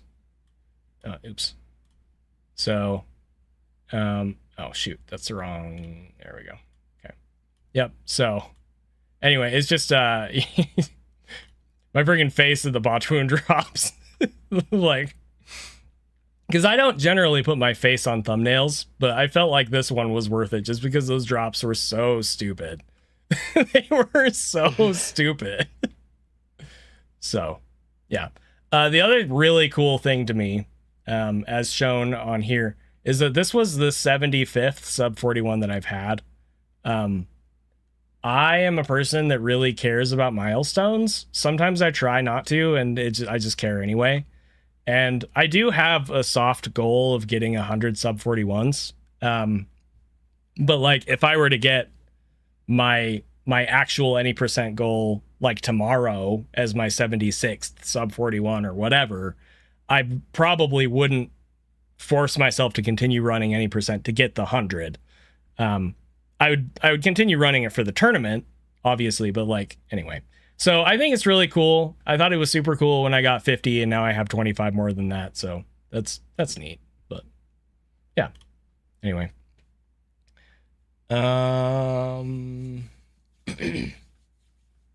Cool. Well, I think that's it. Okay, Ostrich, last question. What's up?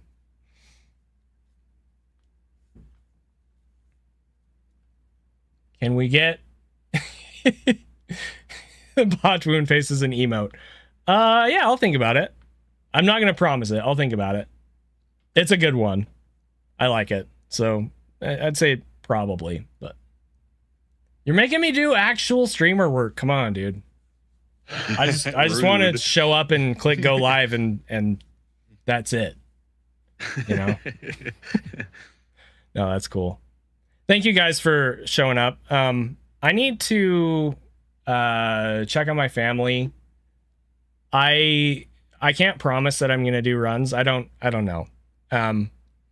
So I'll be back in a few minutes. Sassy's saying do it. So I'll probably do at least 1 or 2 runs. You'll be home soon. Okay. I need to check on the kids. And also our daughter has been sick, so I need to make sure she's okay. But I'm going to go do that. And then I'll be back and I'll let you guys know what's up. Zoast, thank you again, dude, for joining. This was really fun. I had a really good time. So you're welcome. Hope you have some good runs, and good night, everybody. Thanks, man. All right. See you soon.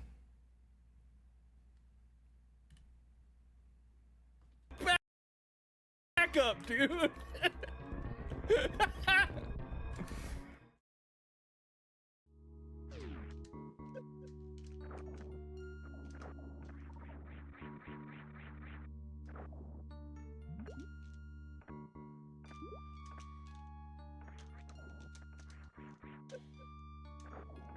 Ah!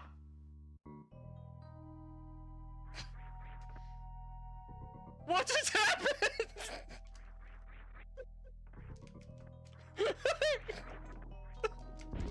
We're saving.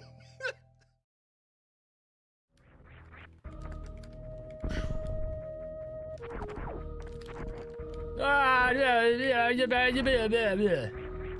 All right.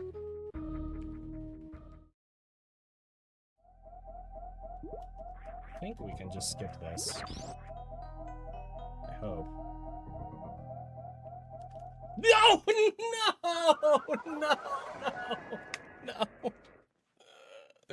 Gary's revenge!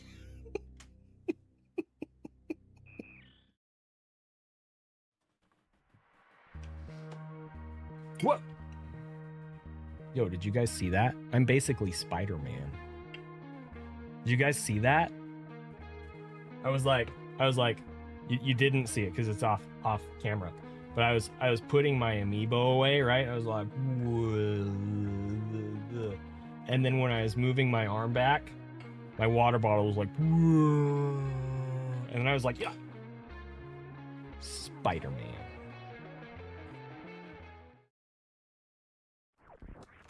Nudge it, banana. Don't.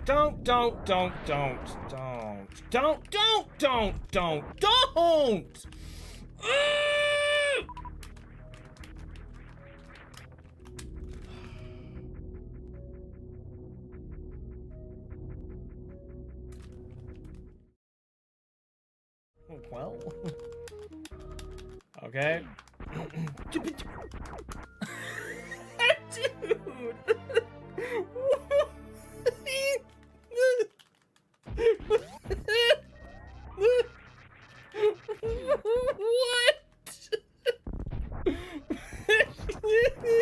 What the This game is so stupid.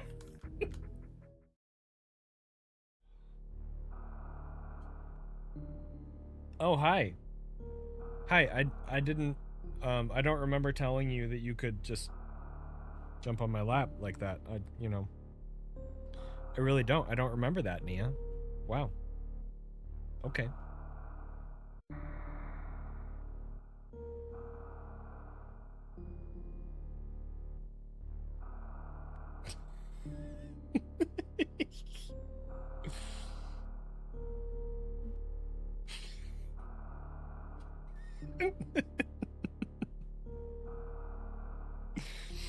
I love this cat. Don't have anything else to do, and I have to beat Oats, or my life is meaningless.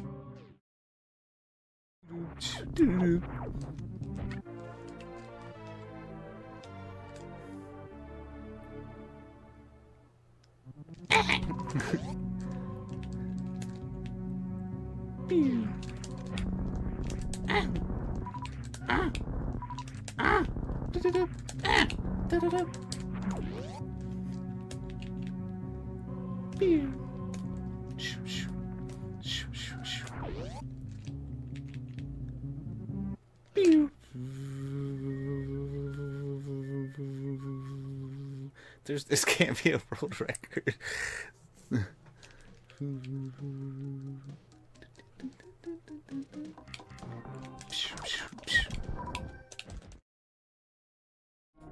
Might take a break soon.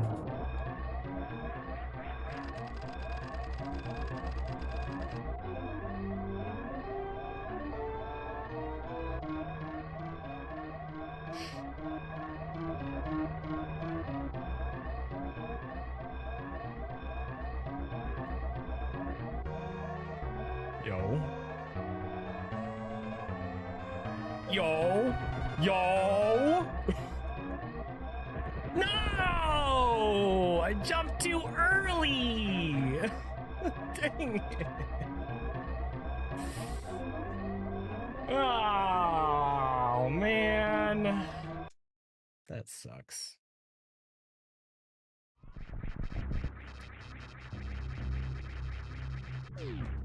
No! Ah! Ah! Ah! Just... Ah! What is happening? That was so bad. Oh my heavens.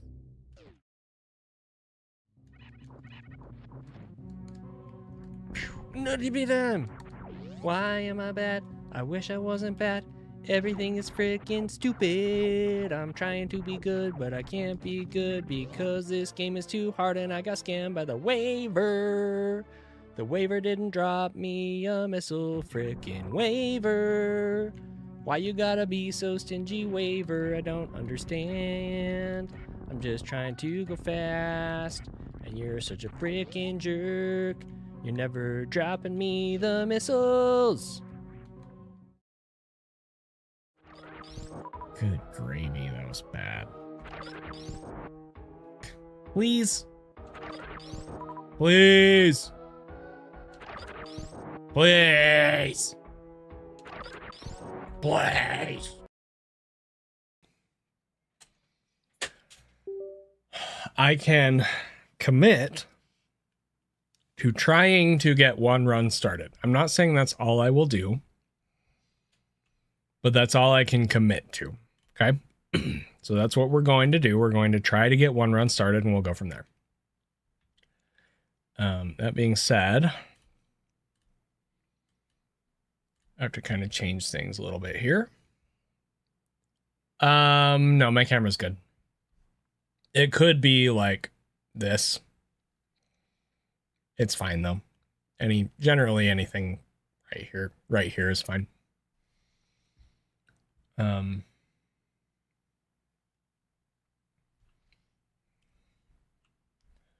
The Nia cam, however, needs an adjustment. Let's scooch this back a little bit.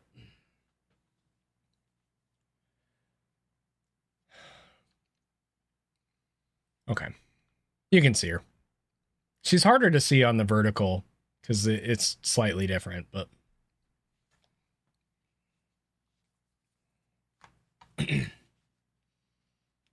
alrighty.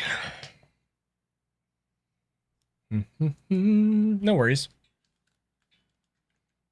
I changed. I don't remember if it was like 1 week ago or 2 weeks ago or what. I did make Nia's camera spot taller, which means that my camera spot is shorter. Oh, I'll fix that. Thank you.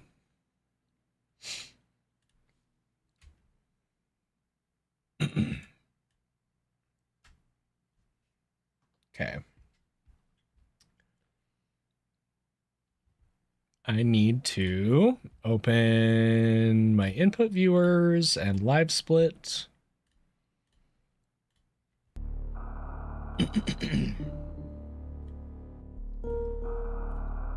And I need to go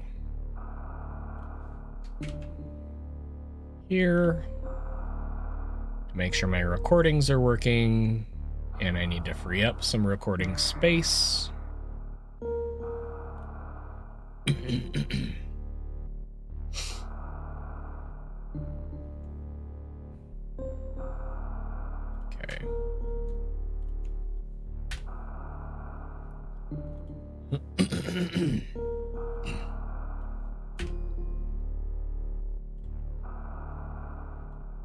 And we should be good from there.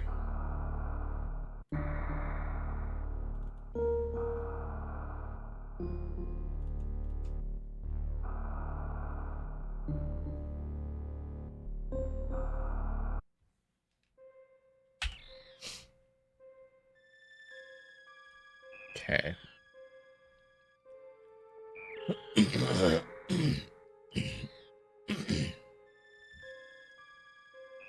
Something in my throat.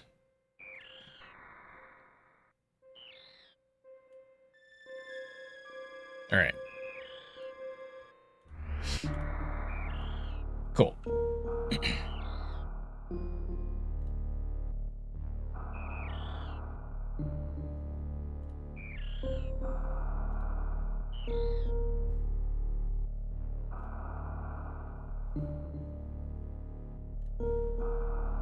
Close Discord.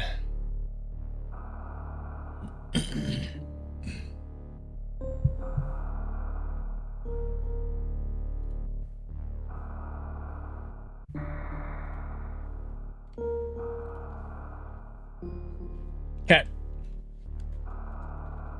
Gonna try to get one run started. Might do more if it's like super good. Probably not. Let me put on my heart rate monitor.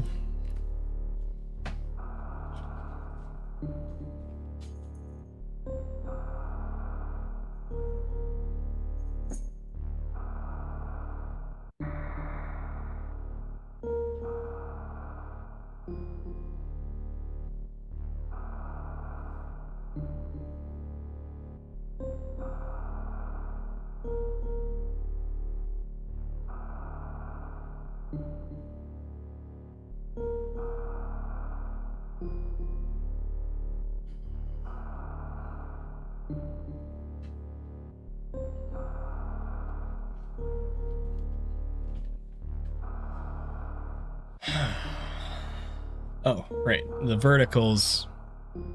Need to fix that. Hang on. Gotta hide my face. There we go. Okay. What else? Is that it? Gonna open this app.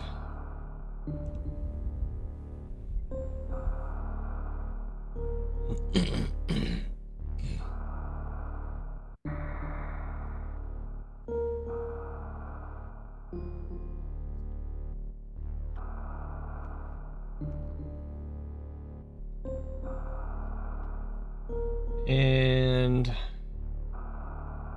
we're set. Okay.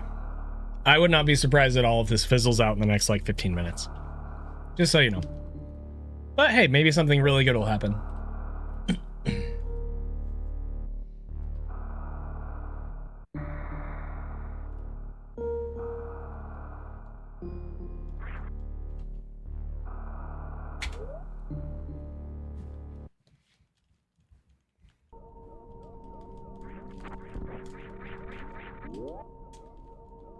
Here we go.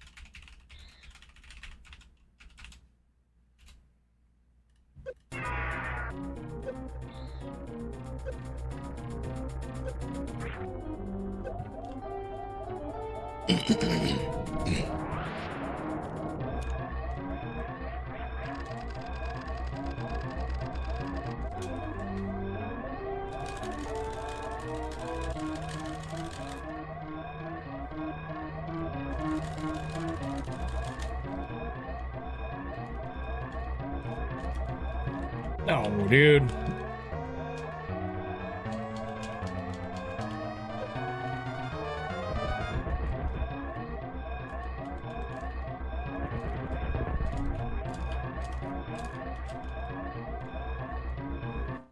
That wasn't great, but it's okay.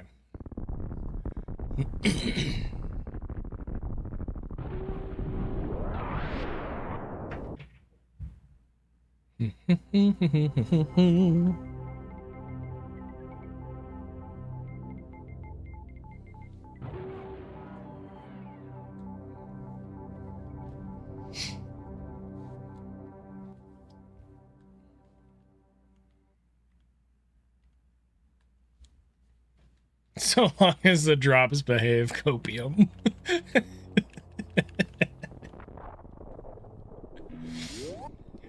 Really, though?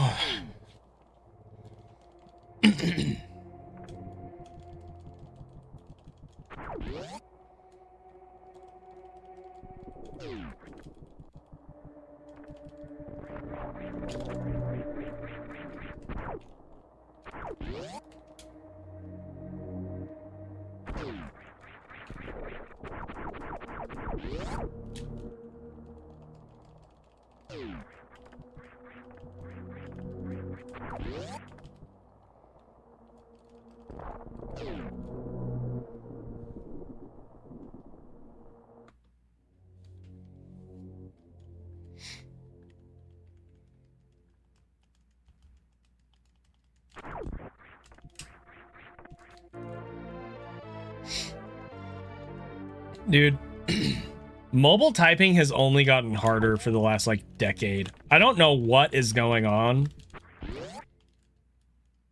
But autocorrect and also, like, whatever they use to, like, predict what key you were trying to press, it's just getting worse. Like, it's just getting way worse.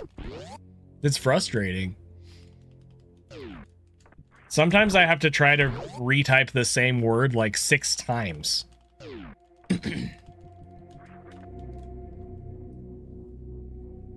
Yeah.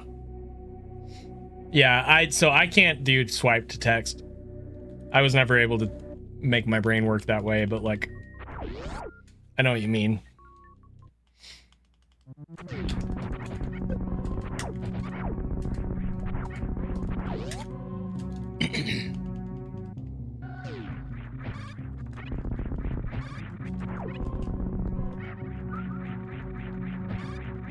All right, if this is a 441 or a 442, I will reset and try one more. That's GG.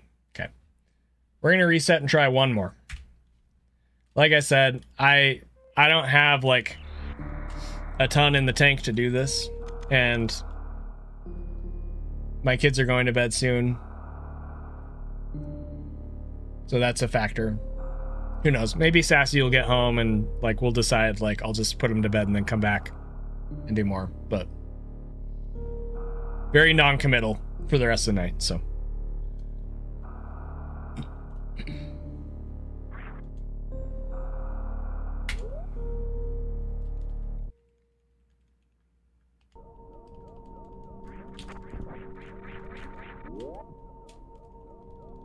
We hate it.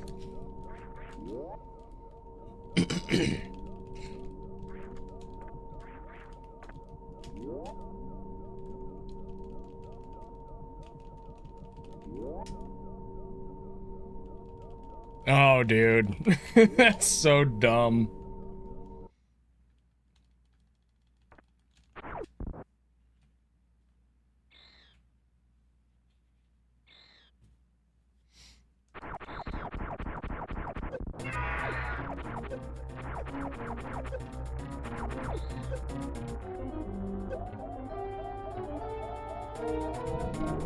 Sudden sneeze. But I muted in time. 5983 tonight. 5806 tonight. 5620 tonight. Freaking heck in middle steam.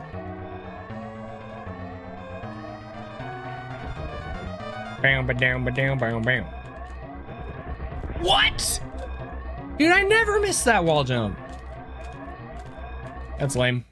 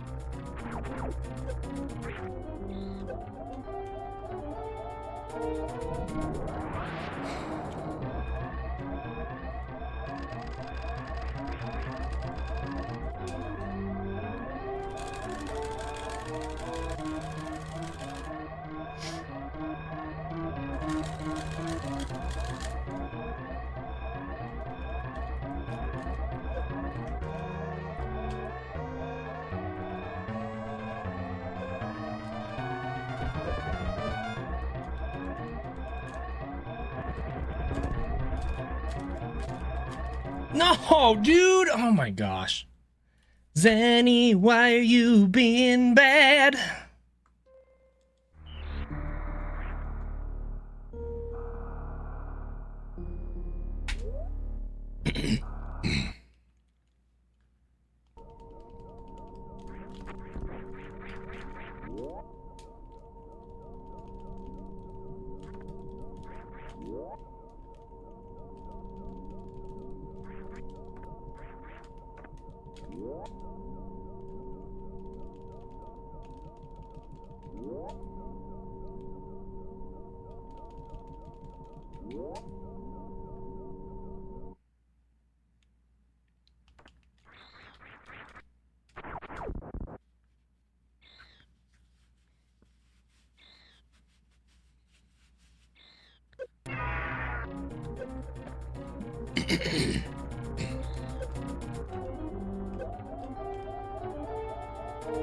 Bow, ba down, ba down, bow, bow.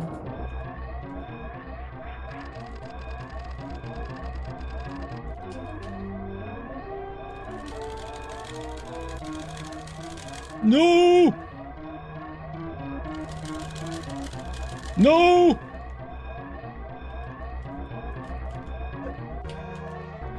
That's good. No! No! I don't think the game wants me to do this, guys. Alright. I'll keep this and try. We'll see if I can get a decent bombs time out of this. If not, I'll probably go.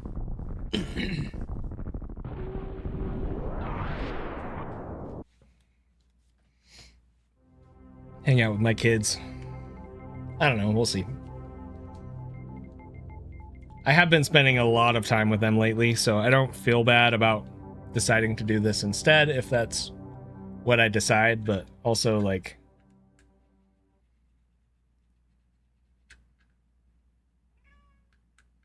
time is not an infinite resource, you know? They're only going to be this age once.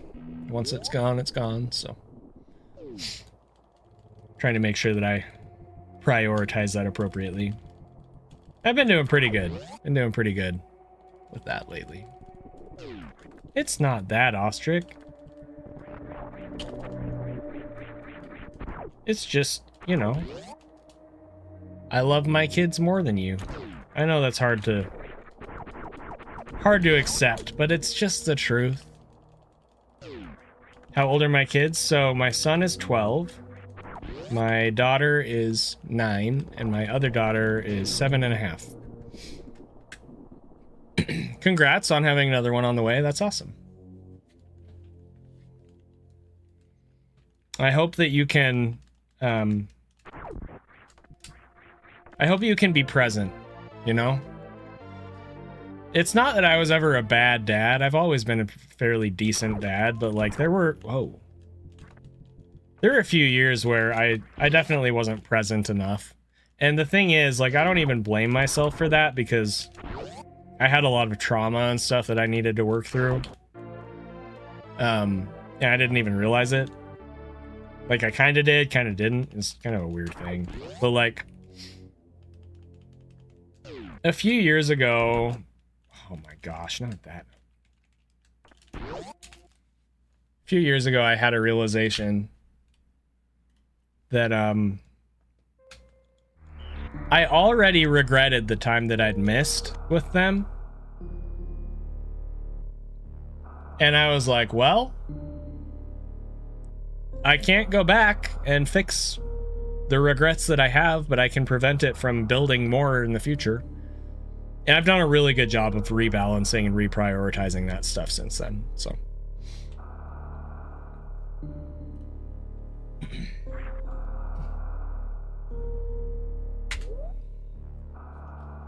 We all have our regrets. It'd be cool if we could just do life over. You know, that would be neat. We just got the one, as far as I know. Gotta make it count.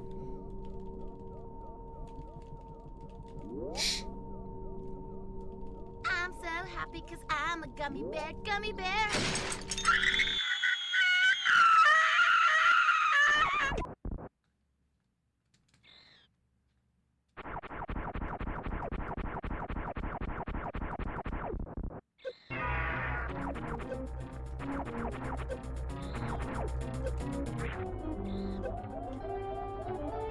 It's one of those hard things where, like, sometimes it's easy to wish that you could go back and change something, but when you really think about it,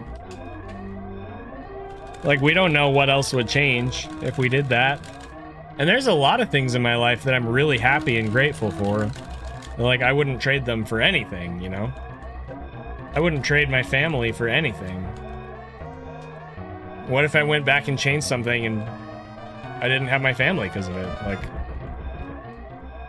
so it's hard. It's one of those hard things. Gotta take the hand we're dealt, you know?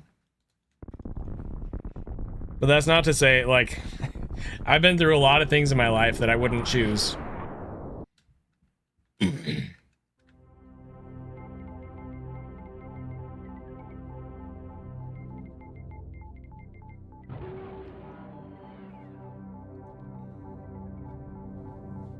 You referring to yesterday's run?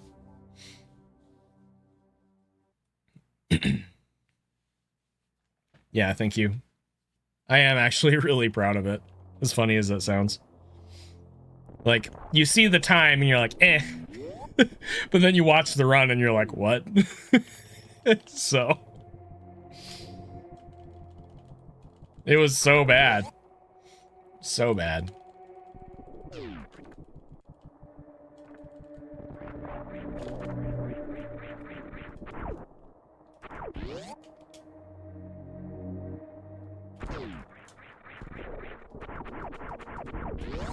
I loved his reaction to the Batuun drops. Like, that was the biggest FU the game could give me right there. It's so funny.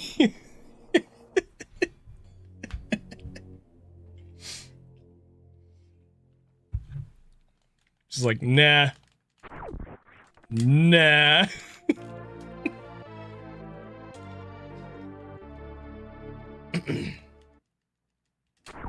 Dude, again? It's frustrating. Ah! Chat, I don't think this is happening tonight. This is not one of those nights where I'm gonna play better. I usually play better at night, but I think today's just been too long. It's been fine. It hasn't been a...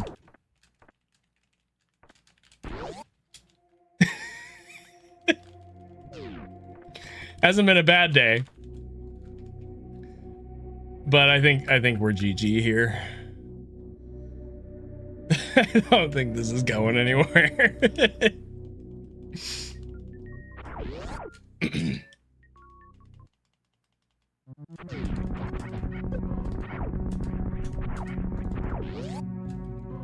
I forgot to mention this in the watchback, but I think Nobody Nada said earlier there were two. It was like 2 out of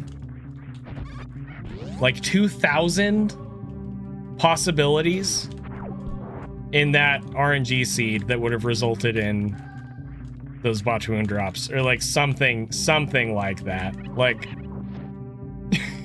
just like the most absurd. It's just crazy. Anyway, all right, this run isn't happening, and I can tell it's not worth pushing, and that means that I really do need to prioritize hanging out with my kids. So, what's up, man? Sorry, I'm wrapping up here, but we had a good time tonight. I did a watch back of the run.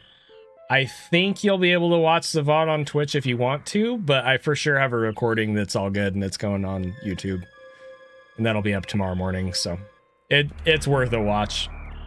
We had a good time. But yeah, I gotta go. I need to spend time with my kids before they go to bed, and I'm tired, and this isn't going anywhere tonight. So thank you guys. Thanks everyone for hanging out.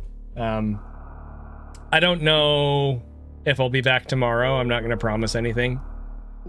If I feel up to it, then I will be. And felt pretty good today, so hopefully. But yeah, we'll see. Anyway, have a great night. Bye. Wow. Probably should have tried to get a missile from one of those pirates.